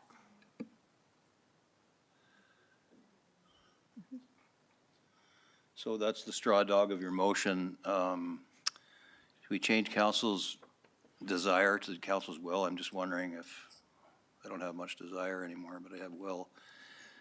I guess it doesn't really matter. I'm fine with that you. amendment. So just change reflect council's will for an independent investigator. Now, I think we need to vote on this, get a seconder, and then discuss. Need a second. So so I'm going to read it. So council refer whistleblower policy 8046 back to administration and be amended to reflect council's will for an independent investigator and independent adjudicator, as well as including the city's fraud policy 8042 by the end of June 2024. Do I have a seconder? I will second that motion. Seconded by Councillor Knodel. Discussion.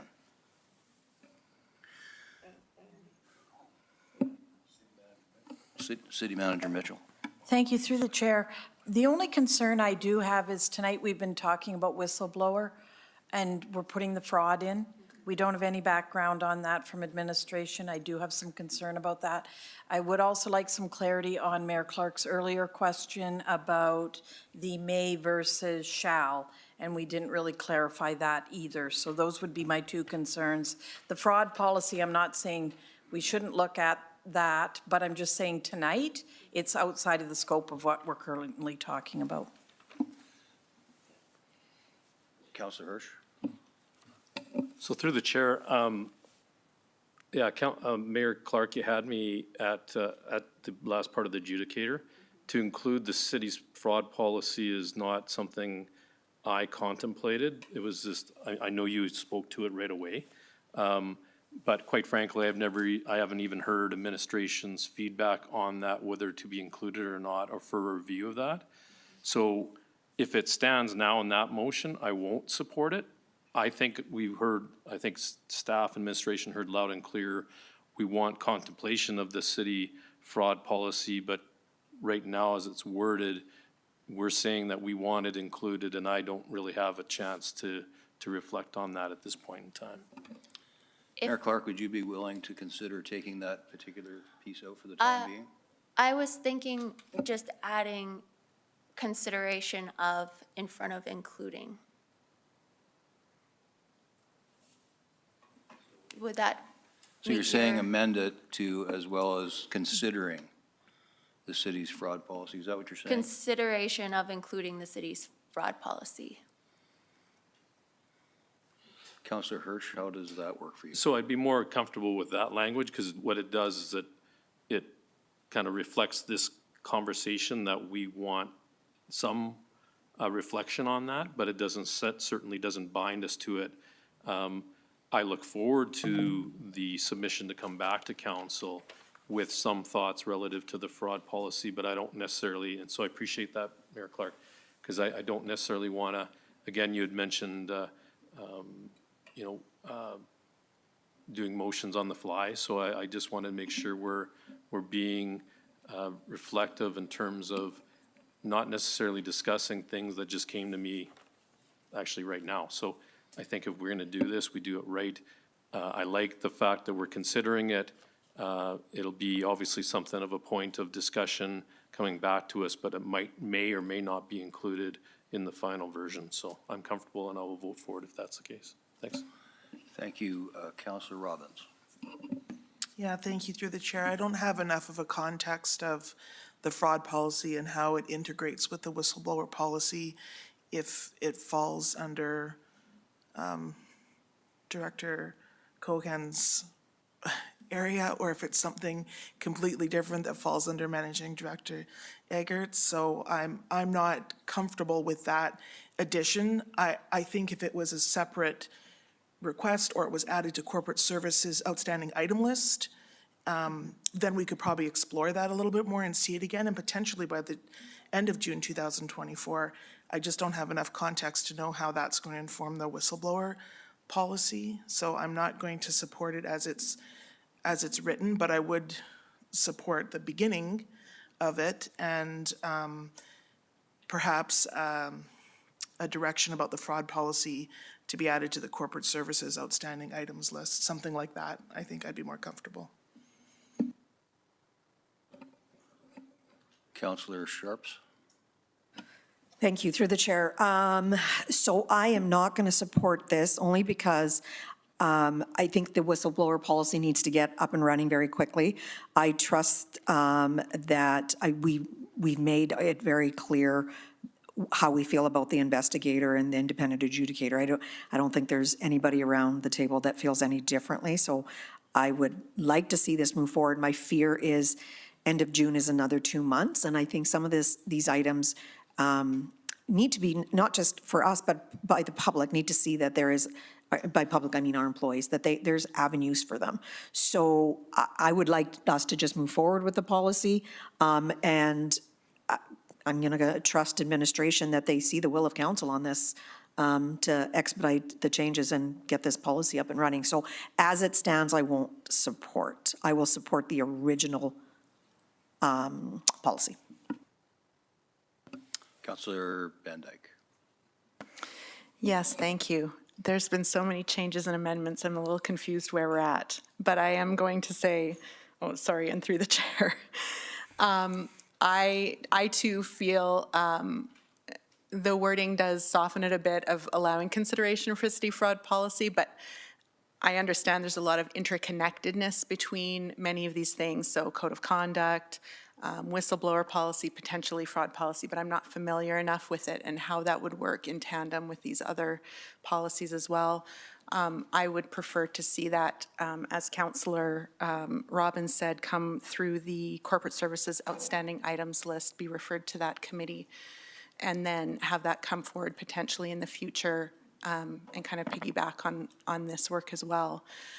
I am not comfortable just voting to support it as written tonight.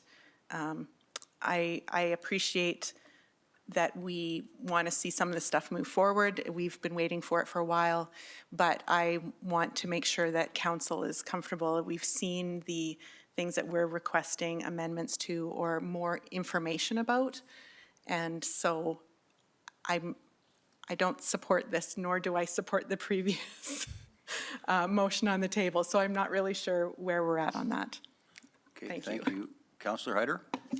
Thank you, and through the chair, I was in the understanding that we were just focusing on the whistleblower policy that Carla has and her team has worked on.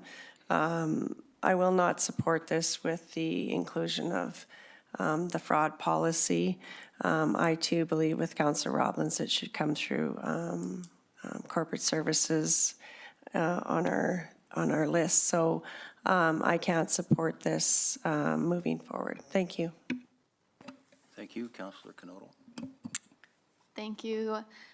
So through the chair, so I feel like I understand the sentiment of what Mayor Clark is trying to accomplish by adding the fraud policy. I feel that workplace safety, code of conduct, people and property, fraud policy all have a very, as Councillor Van Dyke said, they're very integrated and likely have conceptual overlap. What's difficult is as we view and as staff write bylaw and policy, they are very linear and have to be kind of siloed to their own document. However, if I had more background information about the fraud policy, I would feel more confident and comfortable about what is lending to the whistleblower policy. So if I had that information, I would feel a little bit more confident and comfortable.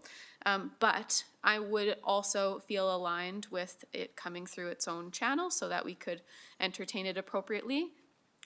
I'm a bit mixed in what is the better solution. So I see city manager motioning. I have a couple other comments, but if city manager would like to comment on my first comment, then that would be fine. Go ahead, City Manager. Thank you, through the chair. Just, there's been a couple of comments and questions, and just for the comfort of the public and council, when we do policies or procedures or anything and we change this, and I know you know this, but we're really working all together as a collective, and we make sure that everybody is involved so the policies are more holistic. We were previously kind of siloed, but we're really making sure that these policies are integrated and thought through every department. So even though this one connects to the Integrity Commissioner, if we go that route, and connects to the Respectful Workplace and connects to this, we're making sure that these all come forward to the senior leadership team so that everybody can contribute to the conversation and to make sure that we're not missing anything and we're not doing it in a vacuum. Thank you. Thank you. I wasn't quite finished, if you're okay with Yeah, me no, finishing go my ahead. list. Yes, Okay, thank you. thank you so much. Through the chair to city manager, I really appreciate those comments. That gives me a bit more peace of mind that including this last statement would not be anything out of the ordinary for the work that you're doing and would allow that information to come forward in a way that is supportive of our understanding. So I appreciate that. I would like to see the may-shall conversation be reflected here, and maybe you're just going to be able to give us confidence that when it comes back, that will be considered. And then at this point in time, now that we've had this conversation, I'm okay to support the way that it's written, hearing from city manager. Thank you. Thank you. Mayor Clark? Thank you. Through the chair, with respect to the fraud policy discussion, the whistleblower policy at 1.11 does include, when we're talking about the responsible adjudicator, that the director of finance is the adjudicator if the complaint involves allegations of fraud as defined in the policy. So it is already implicated in this policy. The fraud policy is already implicated in this policy. But if anyone wants to make a motion to amend the motion to amend, they're certainly welcome to do so. Or I guess this is a motion to refer. Amend the motion to refer. Could I make a motion to amend this motion? Am I able to do that? That the city's fraud policy be moved to the outstanding items list of corporate services? It's been seconded, so City Clerk, please, help. I'll do my best to propose a course of action forward, because we are getting a little bit confused, that's for sure. So the way I see it, there was a mover and a seconder to refer the whistleblower policy up to the point of where it says adjudicator in the motion. And while that was being discussed, I would propose and suggest that the remainder of that sentence was put forth as a proposed amendment to the motion to refer. If there's a seconder for that last part of the sentence, then council should vote on whether to include as well as consideration of including the city's fraud policy 8042 by the end of June 2024. If that is adopted, then you need to vote on the entire motion as it stands before you. If that proposed amendment, however, is defeated, then council needs to vote on the motion as it stands up to the point of the word adjudicator. If I may, what about the date? Sure, Mayor Clark or any council member, you could consider taking out as well as consideration of including the city's fraud policy 8042. That's a simple amendment to strike those words. If that amendment is adopted to remove those words, then you're just looking at adjudicator by end of June 2024. I hope that helps. So point of order, Your Worship, or sorry, through the chair. So we could actually put this to bed. I'm just kind of pulling on the threads a little bit. So the mover, which was Mayor Clark, could agree with a friendly amendment to delete the as well as consideration of including the city's fraud policy 8042, delete that in its entirety. End of June stays in. And if it's okay with the seconder as a friendly amendment, then we could vote on that and clean it up. That's how I was looking at it. Mayor Clark, are you okay with that friendly amendment? Well, my understanding from City Clerk Randall is that that's the motion that has been put forward and seconded, so that it is automatically that, I think. I'm actually okay with seconding it as it reads, just based on how city manager shared that their approach stands at this point in time. So if everyone is okay with it, if we could vote on this first, and then it defaults back to that removed statement, if I'm not mistaken. Okay, so I'm going to try to sum this up. What I'm hearing is, after city manager's statement that we consider the inclusion of the city's fraud policy and their holistic view of this, that this can be, I guess, included in discussion, and as Mayor Clark pointed out, it is already in the whistleblower policy to be considered at some level, that we'll just leave this motion as it sits and vote on it, so we can vote on it as it is, and then we can go from there. So unless there's any more discussion, we'll vote on the motion.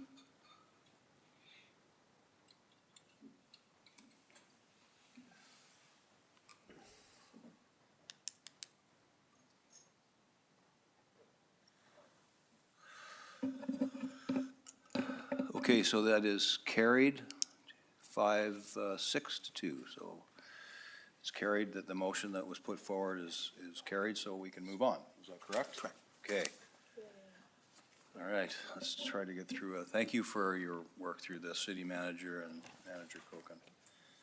We'll move on to 11.2, which is revised respectful workplace policy 8047, which is to rescind original respectful workplace policy 8023, rescind workplace violence and prevention policy 8040. The sponsor for this is City Manager, and Manager Koken will speak to it. And again, if we could have a motion and a seconder on the floor before we start discussion.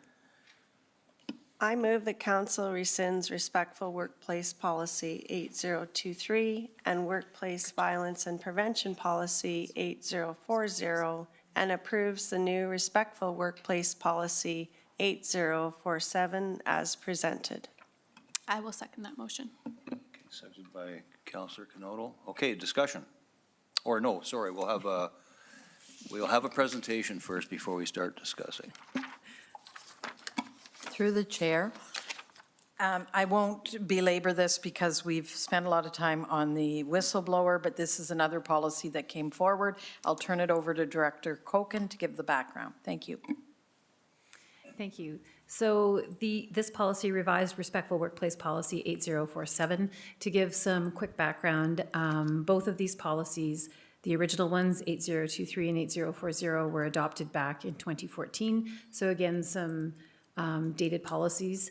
What really has taken the time to bring this policy forward and rescind the two policies is last June. We were given a safety order from Occupational Health and Safety to review the workplace violence and prevention policy. So the decision was made that we would look at combining both of these policies, update it to have a very robust one policy for all of the staff throughout the organization. Workplace violence prevention and respectful workplace, there is a lot of alignment between the two policies, so this is much easier for the staff to have one policy to follow through, to administer, to be trained on. The legislation in occupational health and safety, there is nothing in the legislation that states that we have to have a separate workplace violence prevention policy. You can combine them. And through this whole process, I've kept in contact with our contact with OH&S as to where this stands and what they're doing, so they're very aware that one policy is coming forward. We did work with the City Solicitor's Office to ensure the framework of workplace violence prevention within the OH&S legislation that is kept in the new respectful workplace policy. And so it does update, again, statements, principles, definitions. It does also include the hazard assessment of harassment as well. And it is just reflection of current state when it comes to policy statements, procedures, investigations, and so forth.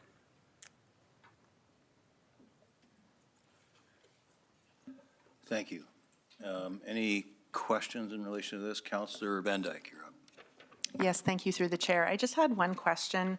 On page 2 of 17 of the policy, number 4, it says, the city will take the necessary steps to eliminate workplace violence and harassment, or if elimination is not reasonably practicable, control the hazards of workplace violence and harassment. And I was just wondering if you could give me an example of a situation where we couldn't actually halt that situation. The only thing I could figure was maybe potentially if it was working with a third party or contractors. That is exactly it. If there is something from, if there is a contractor, vendor, a consultant from the outside that we don't have control of, that is exactly why that is in, that's written in that statement. Yep. Councillor Sharps?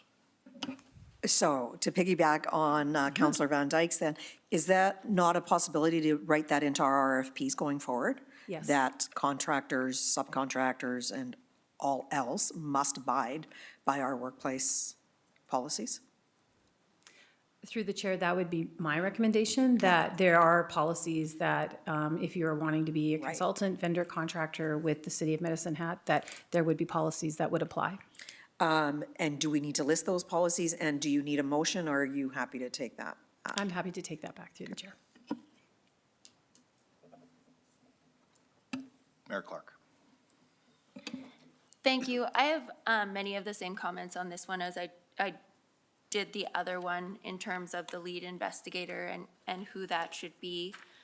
I note that for the most part, it's the Director of People Services, unless it's the city manager or someone who reports directly to the city manager. So if it's the city manager, the investigator, I'm actually not sure about this. So in section 306A, filing a complaint, it seems to indicate that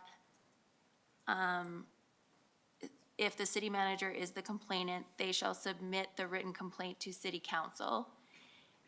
And then under the table 1, if it's the respondent is the city manager, it says the lead investigator is external investigator as appointed by the city solicitor. So I'm just wondering, and then we're the appeal body. So I think there might be a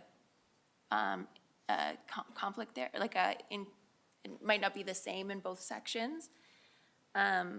Additionally, in table 1, if the respondent is the city solicitor, the lead investigator is the city manager, but then the appeal person is an external investigator as appointed by the city solicitor, who is the respondent. So I think there might be a mistake there. So insofar as we're investigating or like, I like the idea of an external investigator. If we do get complaints in relation to a member of our staff, I think there should be some kind of process for us to get an independent investigator involved, because I'm not sure that, like, there would be witness interviews to conduct and findings of fact and all sorts. So I'm just not sure if we should consider potentially having a process for that.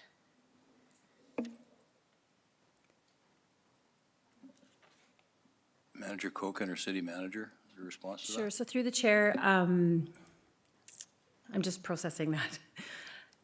So if it were the city manager position, it would be investigated by an external investigator that the city solicitor could appoint.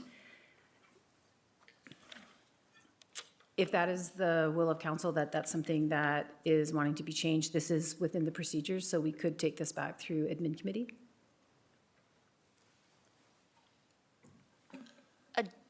If I may. Yep. Additionally, where council is being assigned roles, that's a council decision rather than an administrative decision, so it shouldn't be in the procedures, it should be in the bylaw where council has a role.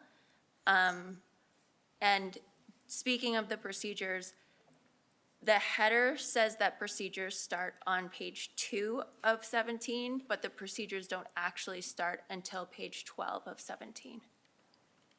Okay, thank you. City manager.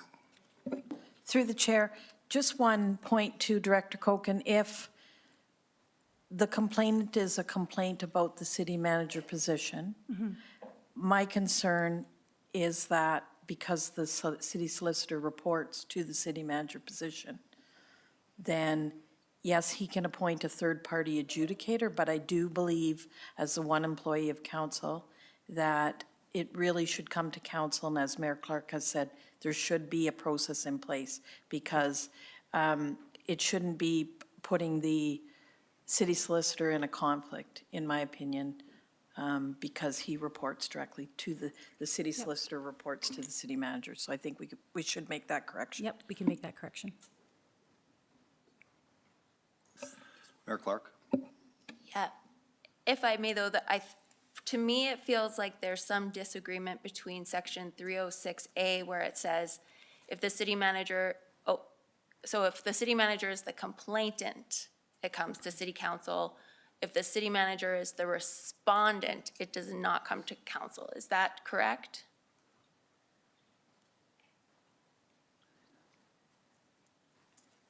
That's correct. It would be submitted to the city solicitor for external investigation. Sorry. Right, yep, so we can make that change. Well, I'm just trying to understand what its intention is, and, because that was just a bit confusing to me.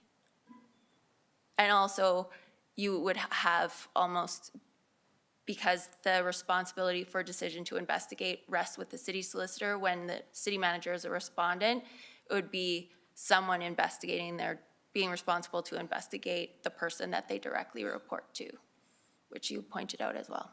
Okay. Thank you. Councilor Robbins? Yeah, thank you, and through the chair to Director Kochen. I like the table. I think that really helps any employee who's reviewing this to understand the process. I think at this point, we brought up a few things. I won't belabor any of the points, but I think I'll make a motion at this time to refer it back to Administrative Committee for further drafting and consideration based on some of the comments heard today. I'll second that. I'm just going to shortcut my motion to say that we would, I move that we refer workplace policy, get the right one here, 8047 to Administrative Committee. Second. Okay, can I, go ahead, Mark. I was just going to suggest a date. Through the City chair. Manager, do you have Yep. a suggestion? Yes, I do. Through the chair, just because this is very timely, because the occupational health and safety, this is a directive, so we've told them we are bringing it today. My idea would be we can add it to Wednesday's admin agenda. Yep. And hopefully get it back here for May 6th. Sure. Okay, thank you. So I'll just finish my motion to add the date of May 6th. So could we have that motion put up, please?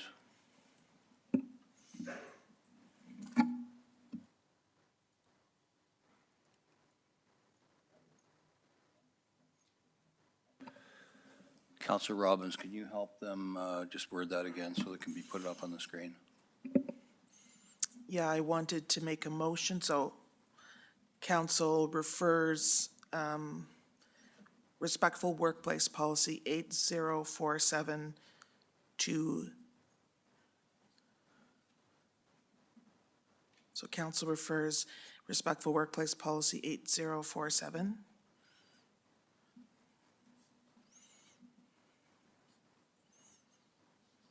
to administrative committee.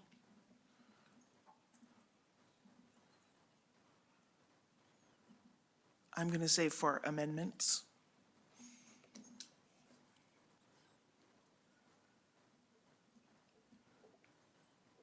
To return to council May 6th, 2024.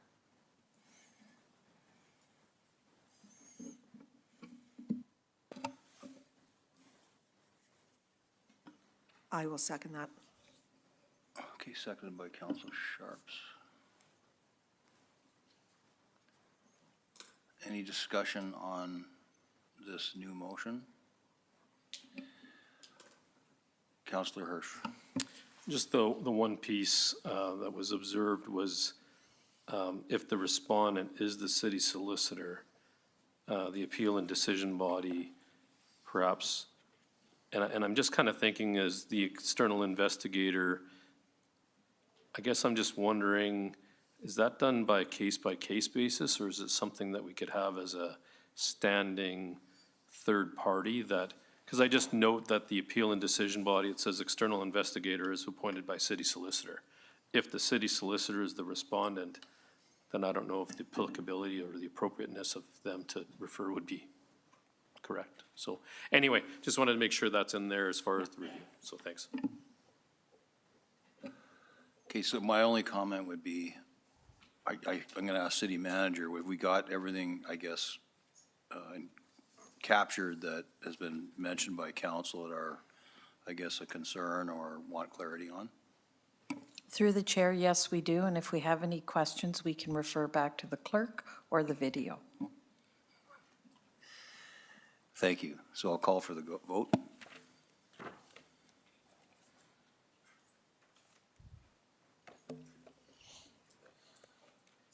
I'll call for the vote. There we go. I know, right?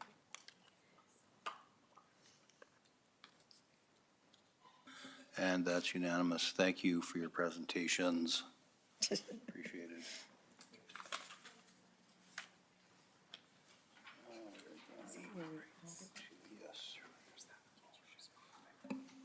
So the next item is 11.3, which is facility naming rights. I know Councillor Robbins added it. Do you have a motion? I do have a motion. Thanks for reminding me. So I make a motion that council resolves that the naming of the curling club facility be approved as presented at the April 22nd, 2024 closed meeting of council, subject to the city and the curling club agreeing to any additional amendments to the current lease agreement as deemed necessary by the city manager in consultation with the city solicitor. Do I have a seconder? I'll second that. Seconded by Councillor Hirsch. Any discussion? Councillor Robbins. Yeah, I just wanted to say, because I think there might be some confusion about why that was in the closed meeting. It does involve the the financial interest of third parties, and so we were discussing it in closed. But it's exciting times for the curling club, and we look forward to their announcement when they're able and willing to make it. Thank you. Seeing no further discussion, we'll call for the vote.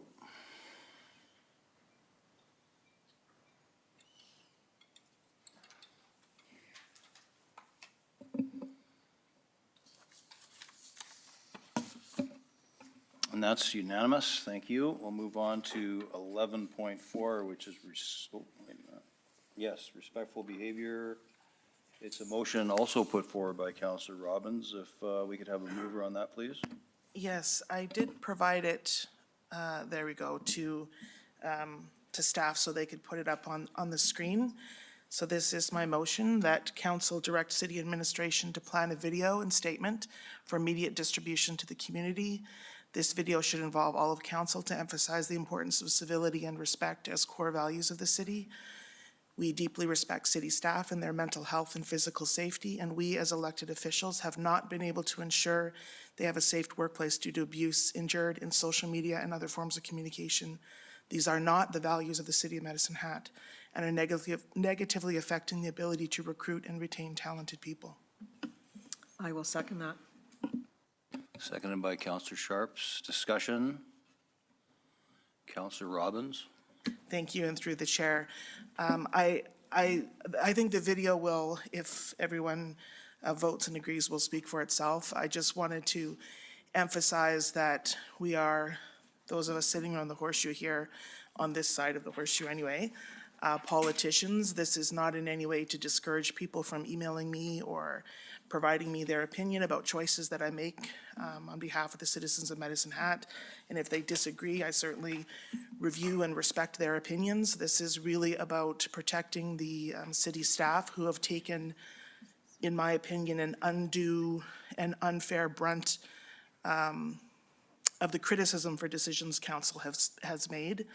I've spoken to many city staff, and not people around the horseshoe here, but people who work in lots of different areas of the city, who've told me that they have not wanted to tell people they work for the City of Medicine Hat for the hostility they have received, or for fear of being identified online and their personal information being released and their public safety being, or their personal safety being affected. This is not who we are, and so that's why I've made the motion. Councillor Knodel. Thank you, Chair McGrogan. So I am aligned with Councillor Robbins' motion. I feel that we, as the leadership body of the organization, have an ultimate responsibility to speak up when things in the community are happening that aren't, they're not right, they're not fair, they're not, it's something that I can't be a bystander of, especially when it affects those that are just coming to work and trying to do the job that they were hired to do and ultimately are here to serve the community. Those that are affected, it affects it affects how their day goes, but it also affects their psyche and their mental health. And I can't stand by and watch it happen without supporting this motion and working with everyone around the table to ensure that the people in our organization are supported. Thank you. So I think all has been stated well. Like, we just need to start being nicer to each other. This is, it's getting a little too far, and it's unfortunate that this is coming, but I support this. If there's no further discussion, I will put this to vote, please.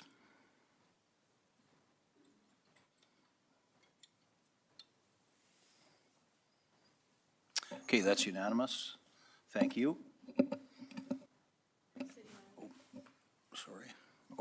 City Manager, sorry about that. Thank you. Through the chair, I just want to say thank you on behalf of staff, because this has been very hard on all of our staff, and everybody is working very hard here, moving forward council's agenda, and I appreciate the support. Thank you. Thank you. We're moving on to number 12, which is committee business. So we've got couple first readings coming, so I'd entertain 12.1, which is a bylaw 4813 to amend the land use bylaw to rezone 512, 517, 625, and 650 13th Street Southeast to Business Industrial District, and the sponsor is Municipal Planning. Do I have a motion? You really want me to reread that? Okay. I move that council gives first reading to bylaw 4813, a bylaw of the City of Medicine Hat, to amend the land use bylaw to rezone 5112, 517, 625, and 650 13th Street Southeast to Business Industrial District. I'll second that.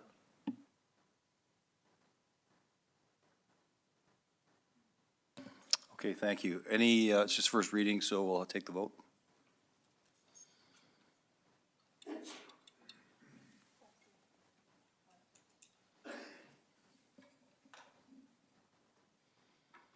So that's unanimous. We'll just move on to 12.2. I'll take someone to make that motion. I move that council gives first reading to bylaw 4818, a bylaw of the City of Medicine Hat, to amend the land use bylaw to rezone 640 Clay Avenue Southeast to Business Industrial District. I'll second that. Thank you, and we'll vote on first reading.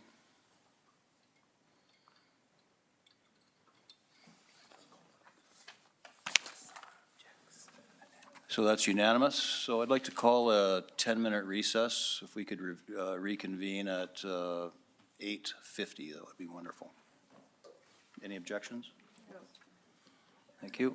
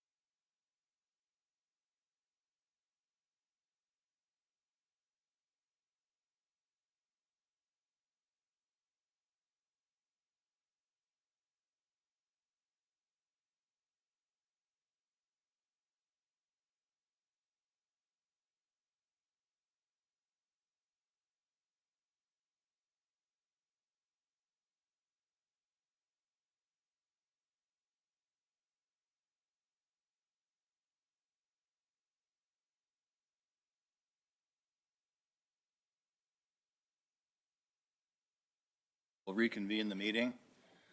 We are at 12.3, which is the property tax bylaw.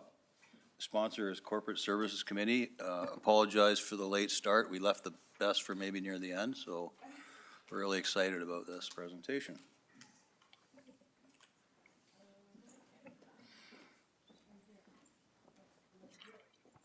So Director Barta, you're going to start things off. Awesome. Okay, thank you, and good evening, Council. So I know there are a few different items within the briefing note. I am just going to touch on the property tax rates for 2024.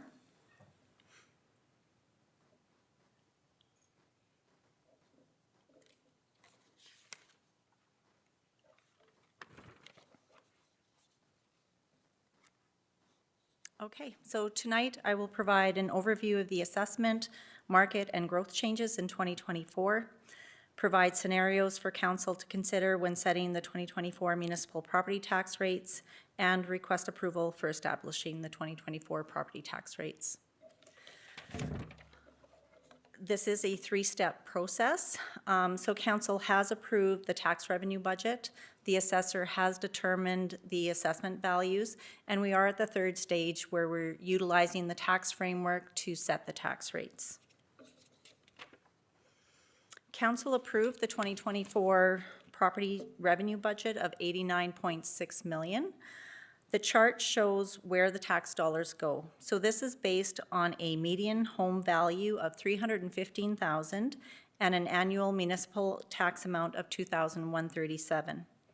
So the top areas are community safety, so police and fire, as well as parks and rec and infrastructure maintenance. So this would include road, sidewalks, snow removal, sanding, sweeping, as well as airport. I also want to point out the second bar from the top. 15.3% goes towards repaying debt and to pay for municipal capital.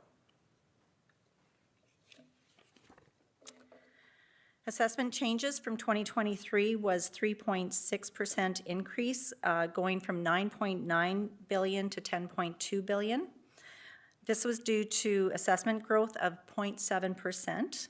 Assessment growth was budgeted at 1%. However, actual growth was only 0.7%, and this was primarily due to little development happening in 2023.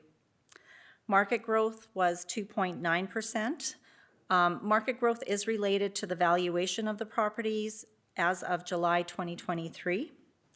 The market growth will change or will have an impact on the property taxes.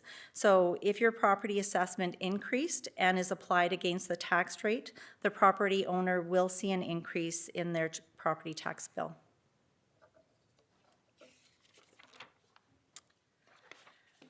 So the approved property tax revenue of $89.6 million was a 5% increase from the prior year.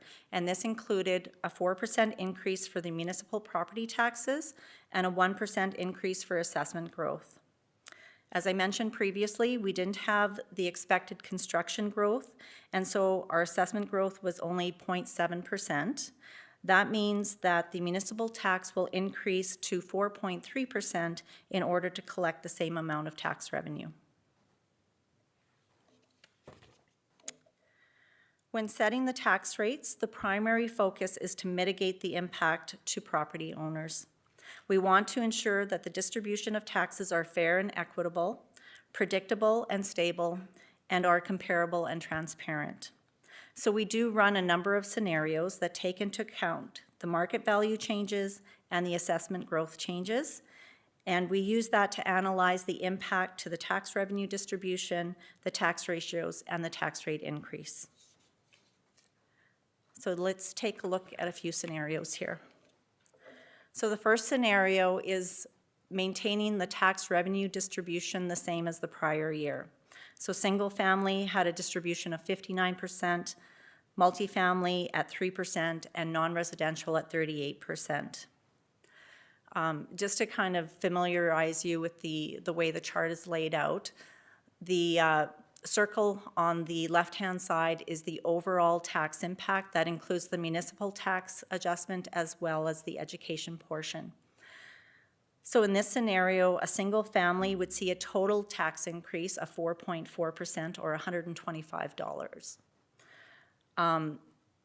The third column from the right is the municipal portion. So you can see in this chart here, the single family would see a 4% increase on their municipal taxes only.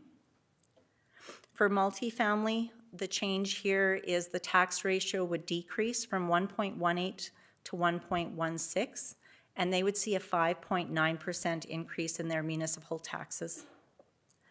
Non-residential, they would see their tax ratio increase from 2.38 to 2.4, and their municipal tax portion would increase 4.7%. I also want to highlight the education piece, which is the second column from the end. So the province determines the amount of education requisition to be collected by the municipality, and they also determine the distribution between the residential and non-residential. So the overall tax requirement set by the province has decreased for non-residential in comparison to the amount for single family. Scenario 2 is where we kept the tax ratios the same as the prior year. So in this scenario, you can see that single family municipal tax impact was 4.3%. Multifamily municipal tax impact is 7.6%, and non-residential is 4.1%. So in this scenario, non-residentials will see a lower municipal tax impact, while single family and multifamily sees a higher tax impact compared to scenario 1.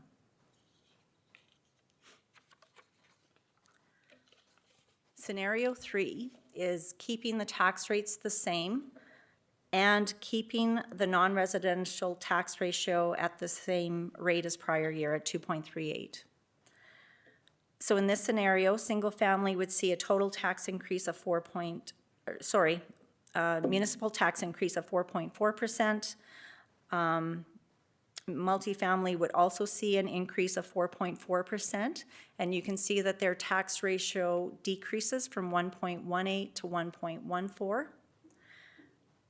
Non-residential would see a municipal tax impact of 4.2, and again, their tax ratio is staying the same at 2.38. So in this scenario, single family has a higher tax impact, but multifamily tax impact decreases, as well as their tax ratio would decrease. Non-residential ratio stays the same. They have a lower tax impact than scenario 1, but slightly higher than scenario 2.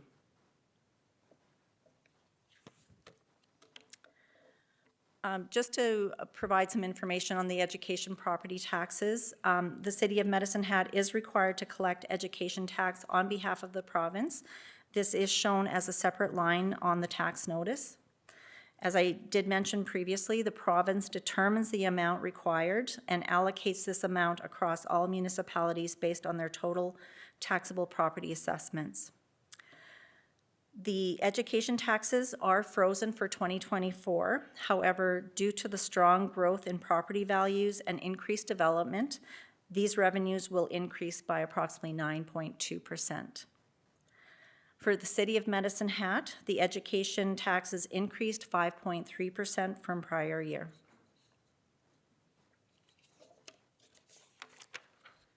So we are requesting council to approve scenario 3.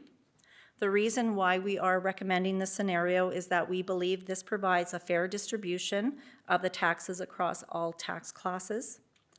The municipal tax rate remains the same at 4.4% for single family and multifamily. The multifamily tax ratio decreases from 1.18 to 1.14. And the non-residential municipal tax rate increases. The increase is lower at 4.2%, and this is mainly due to keeping that tax ratio the same as prior year so that it's not increasing. And this does align with our principle and guidelines of moving this ratio closer to 2. We also are requesting council to adopt the revised education Cypress View and designated industrial property requisitions for the 2024 operating budget. and consider giving first reading to the property tax bylaw with second and third reading to follow on May 6th. However, council could also consider giving all 3 readings to this bylaw tonight.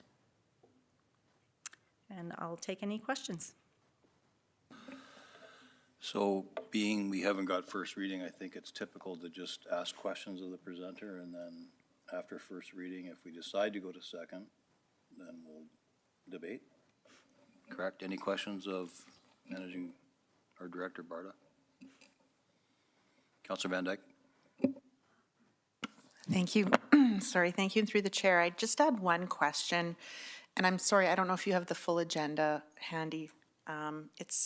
It's page 2 of the bylaw, number 4816. It's page 341 of the agenda, and it's the assessment subclasses.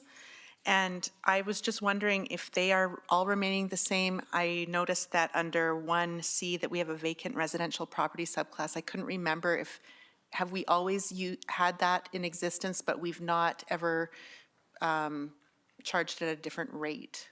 And my apologies if we've discussed this previously. I couldn't remember and I couldn't find it anywhere else.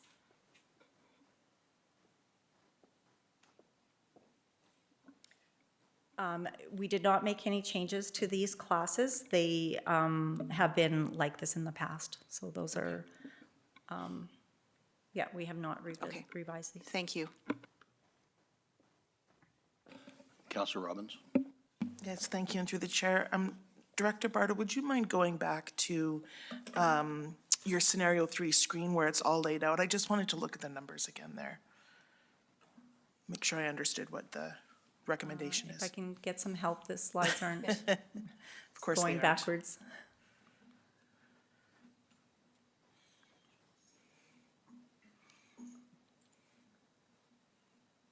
This Yeah, one there. here? Yeah, perfect, thank you. I just want to look at it for a minute. I don't actually think I have a question about it, but I just want to make sure I understood it. Well, I guess I do have a question. So the 4.7%, the $133 for single family, that's including the municipal and the education Cypress View. Correct. When do we know, and if we do already, I'm sorry, but when do we know the numbers for sure for education and Cypress View? Do we know them already? Education, I think we do? Yes. We've received those? Okay, so Yes. that's the number, Yes. regardless of what we do. Okay. All right, I found myself when I was reviewing it, saying, oh, that's, different than the assumptions we had made, but assumptions are just that. There, you gotta crunch the numbers in the end, and then I was looking at 0.4%, what does that mean to an average household? So, it's a small amount of that 133, that 0.4%.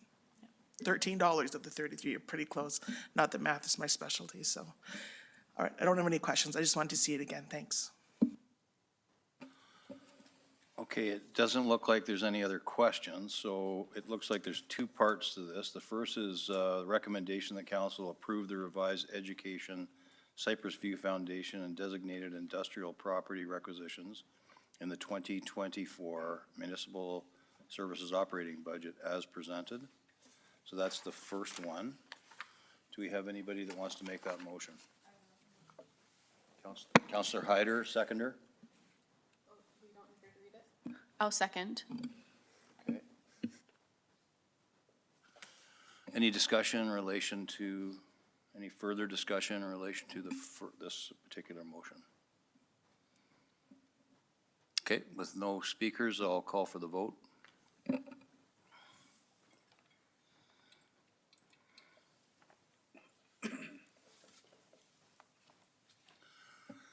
So that's unanimous. We'll move on to the second part of this, which is a motion that gives a first reading and considers second and third reading. Sorry, let me back up. Gives first reading, considers giving second and third readings to bylaw 4816, the 2024 property tax bylaw.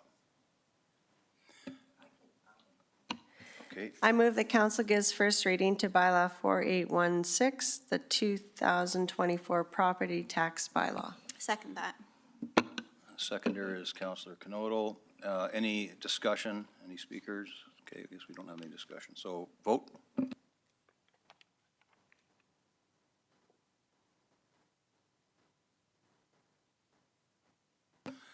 And that's unanimous. So I guess the potential now is to give second reading and third reading to bylaw 4816. Is there anybody that wants to make a motion for second reading? I move that council gives second reading to bylaw 4816.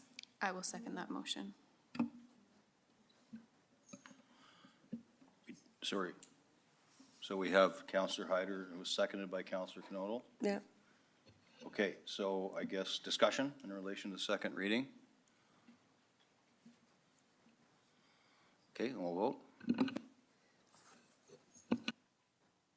I Go ahead, feel Mayor like we Clark. already did the second reading. No, we did the first reading. First reading, oh, you did the revision. Okay, thank you. So I'm of the impression then that we're just voting on second, but we don't necessarily, okay, very good. Kara, be confused.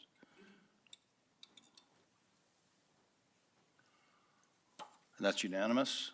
So, I'll go ahead, Andy. okay. I move that council unanimously consents to have third reading to bylaw 4816 at this meeting. I will second that motion. Councillor Hyder, seconded by Councillor Canota. Discussion in relation to this? Any speakers? Okay, we'll vote.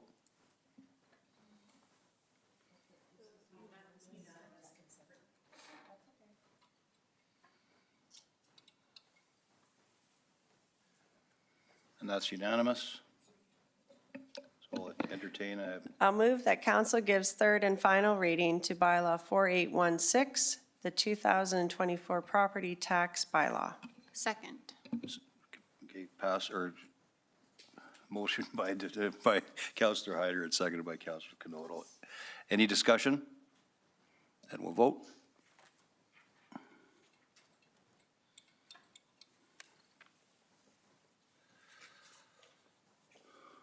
Okay, that's unanimous.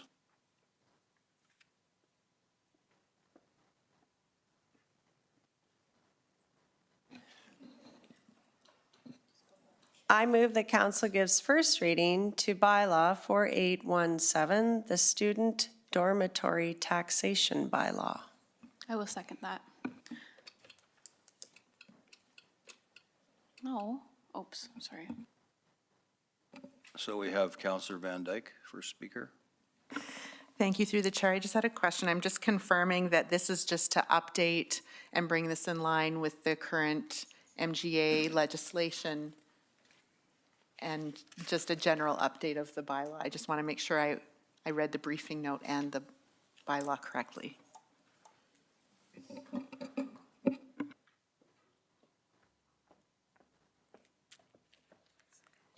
Through the chair, sorry, I left too soon.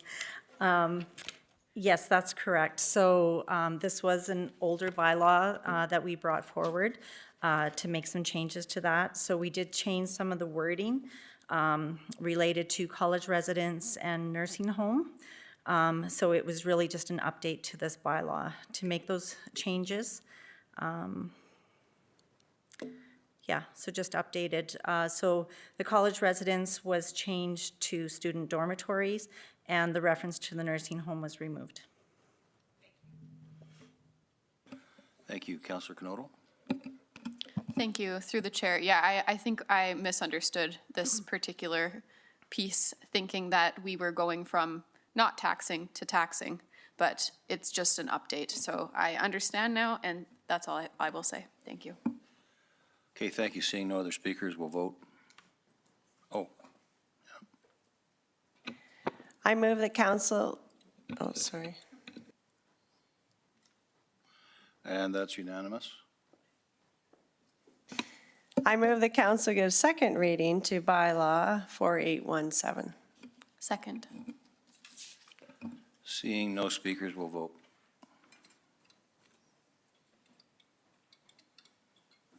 And that's unanimous. I move the council unanimously consents to have third reading to bylaw 4817 at this meeting. Second. Seeing no speakers, we'll vote.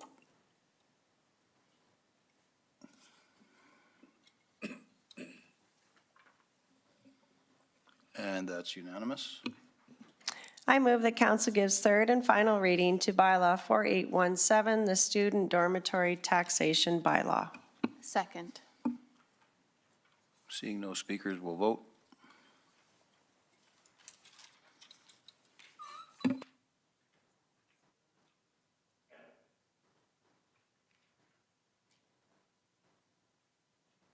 Sorry, and that's unanimous.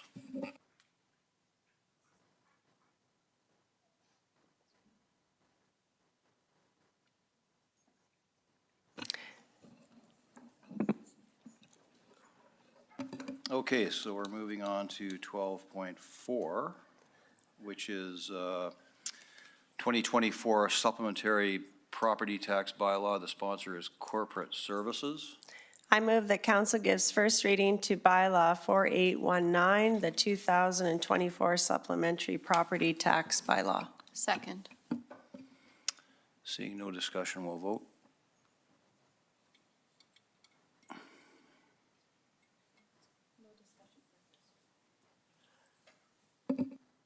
I didn't hit my speaker button fast enough.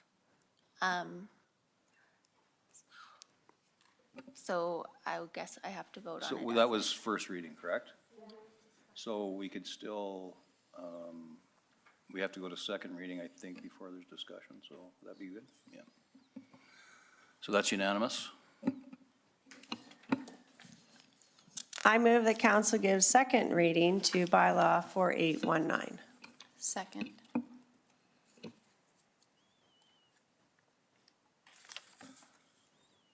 Seeing no speakers, we'll vote.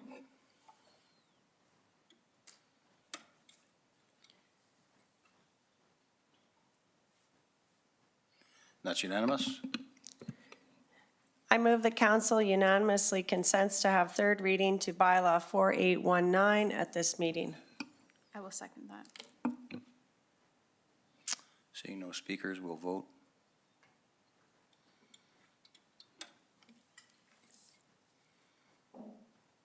That's unanimous. I move the council gives third and final reading to bylaw 4819, the supplementary property tax bylaw. Second. Seeing no speakers, we'll vote.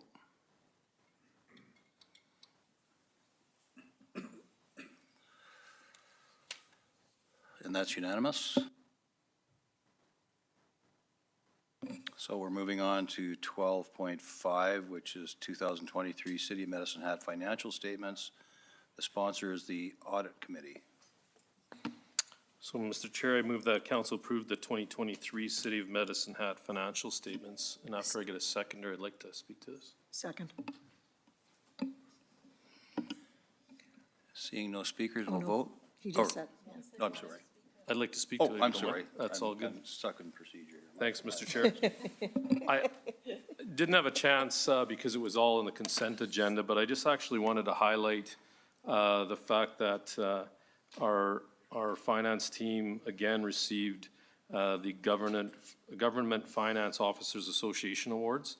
The reason I bring this up every year is it does highlight the efforts of our administration to provide the highest level of due diligence, financial statements, how we present them and that sort of thing, and to indicate to them that we appreciate the effort, and obviously your external peers do as well.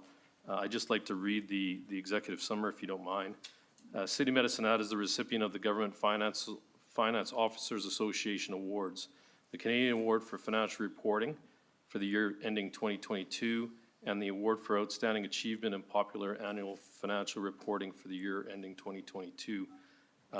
We actually get within a rare breed of receiving the Triple Crown Awards of the all three awards as indicated based on their 2-year budgeting beginning January 1st, 2023. And I know it's a team event. I talked about the finance department, but it's also our communications department that I believe works in collaboration with our finance team in presenting a good work. And we will see that obviously in the annual review as it comes, annual report as it comes as well. So thanks to everyone. That's it, Mr. Chair. Thank you. So Councillor Robbins. Yes, thank you, and through the chair, I just had two things out of the financial report that I didn't quite, one is a comment, it's a compliment, and one is a question. So I am looking at, hold on, page 392 of the package. That probably doesn't help if you don't have the whole package in front of you. It looks like it's page 23 of the report. And if this page has existed in a report before, I'm not sure if maybe we had an explanation at the time. But anyway, I think I just need some of this page explained to me so I can understand. This is the statement of remeasurement gains and losses. And so we don't have numbers for 2022, so I'm thinking I haven't seen this before. And so that's where my curiosity is. Thank you. Looks like Director Barda's coming down to answer your question. Thank you, Director Barda. I just really wanted to know what this is all about. Thanks. Yes, through the chair. So this is a new accounting standard that we were required to adopt through our public sector accounting standards. So it is new for 2023. What this statement does is that it identifies the amounts that are unrealized due to our financial instruments and our investments. So that would be our investments, our hedges, any exchange rate differences that we have. So we record anything that's unrealized on this statement. When it gets realized, it gets moved into our operational statement. So it's a way of identifying those items that are, they've been calculated and identified, but are not necessarily on our actual operating statements. So does it identify money left on the table, kind of, except it might have never, maybe there wasn't ever a table? You know, and when it is on the table, it moves to another category of reporting. Am I close? Yeah, that's a way of putting that. So it does Not the best identify, these transactions have occurred. It's just we're not really allowed to record them on our operational statements and claim them as income until we've actually realized them. Okay, yeah. So it's money not yet on the table. We know the money's coming to the table, and then when it's on the table, it comes out of this report. In simplistic terms, Okay, yes. that's all I needed, Director Barta. Thank you so much. Yeah. And the other thing, while I'm commenting, if you don't mind, Mr. Chair, I love a good pie chart. As everyone knows, I've said it over and over again. Page 64 has a lovely pie chart. Is that the right page? Hold on. Where the money comes from and where the money goes pie chart. And I think this pie chart, if other municipalities create similar pie charts, I bet you they don't look like this one. They couldn't possibly, and so I just think when I look at all of these very, very high level, 50,000 feet view of the city of Medicine Hat, there's a lot of positive things here that we can be grateful for the people who did the hard work to make these numbers happen and for the people who put the numbers together so we can see them in a pie chart. So thank you. It's a great view of Medicine Hat. Again, super simple, but really says a lot about the city and the staff. So thanks. Okay, seeing no other speakers, we'll vote on the motion.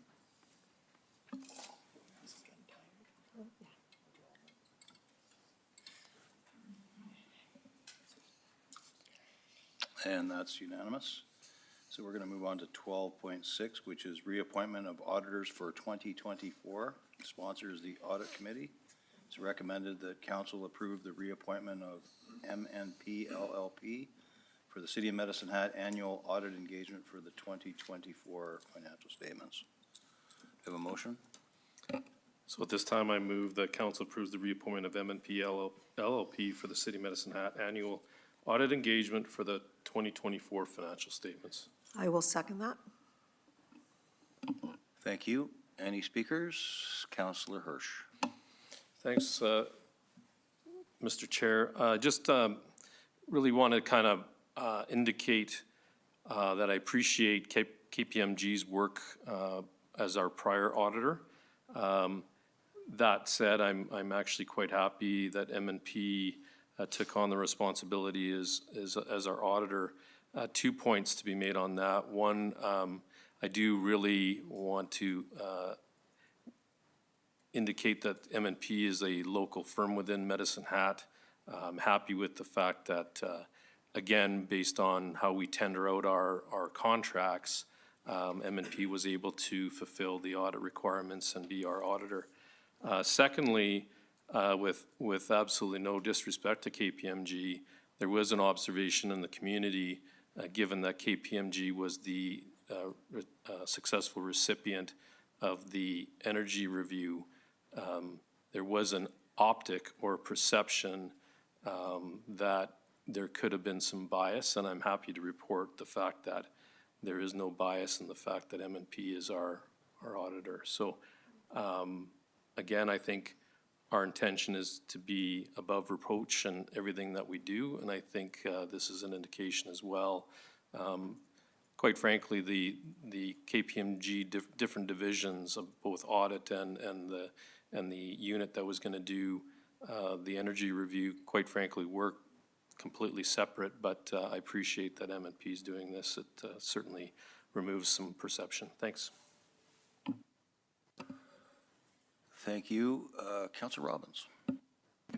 Thank you, Mr. Chair. I just had a question because the briefing note says auditing services for City Medicine Hat Airport, and Medicine Hat Public Library. And I think when I read in the audit statements, it shows we have income from the library. So I'm just wondering how that flows. Like, so if their contract includes the Medicine Hat Public Library, is the library then billed for their cost of the audit to their board, and then that flows through into the audit statement I saw that shows income from the library? Am I right about that? So if you could just clarify the income comment, Councillor Robbins. Yeah, so when I was looking at the audit statements, it had Medicine Hat Library with a certain amount that comes back from this, so we get, and I said on the library board, you think I'd know this, but I see it in the library board financial statements, the audit amount, and I'm just wondering how that gets sorted. So the city pays for it and then charges the library back for it? Is that close to what happens? Okay, so through the chair, I can comment on the audit engagement, and then maybe I can refer to Director Barta just on the specifics of that one. As it relates to the audit engagement, we did have a all-inclusive quote on the audit work and the audit engagement, which includes the library, of course, and they have two options. One is basically differentiating the level of preparation that they have and support that they require. As it relates to our contribution to the library and their accounting and what comes back, I will just defer to my colleague, Director Barta, if you have any perspective of that. Sure, thank you. And if the answer is not readily available, we are meeting again tomorrow, and so we could discuss it tomorrow. I know I'm asking a very specific question, and my curiosity might be as a library board member and counselor at the same time, so.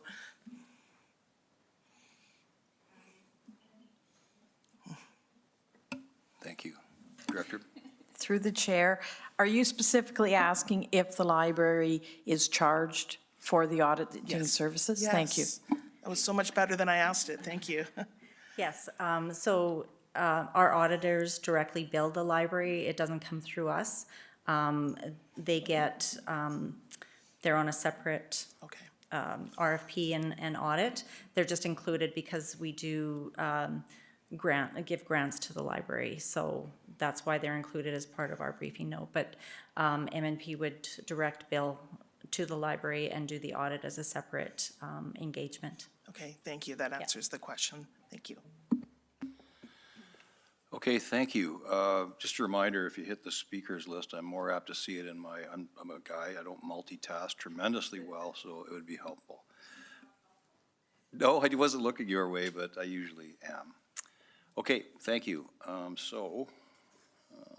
Looks like, is there any other speakers in relation to this? We're ready for the vote?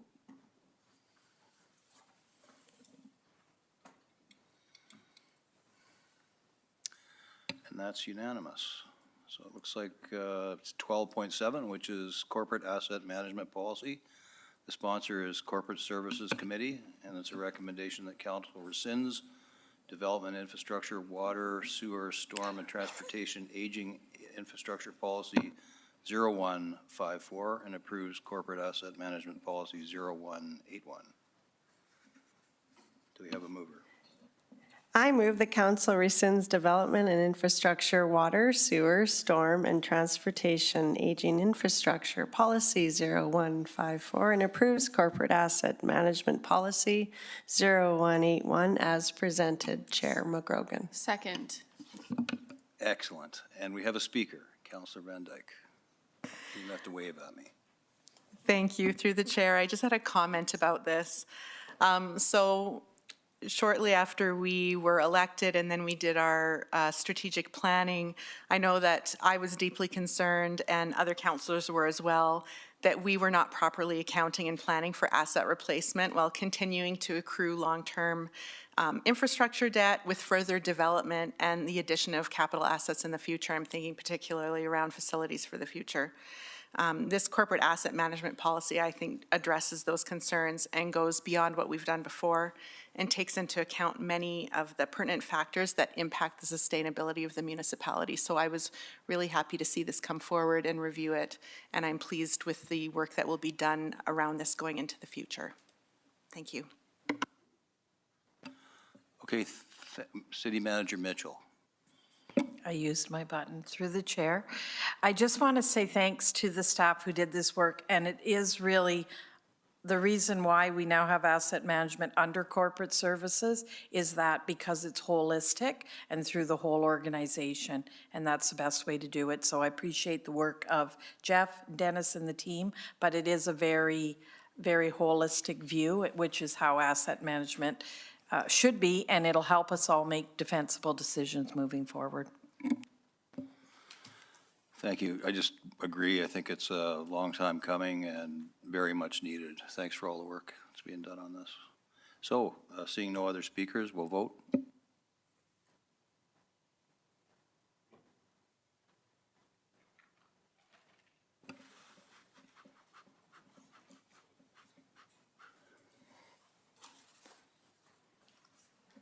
And it is unanimous. So not seeing any notices of motion, council member reports. I'll just remind everybody that we have a meeting tomorrow at 3:45 here, Council of the Whole, so get a good sleep. And call adjournment of the meeting. Thank you.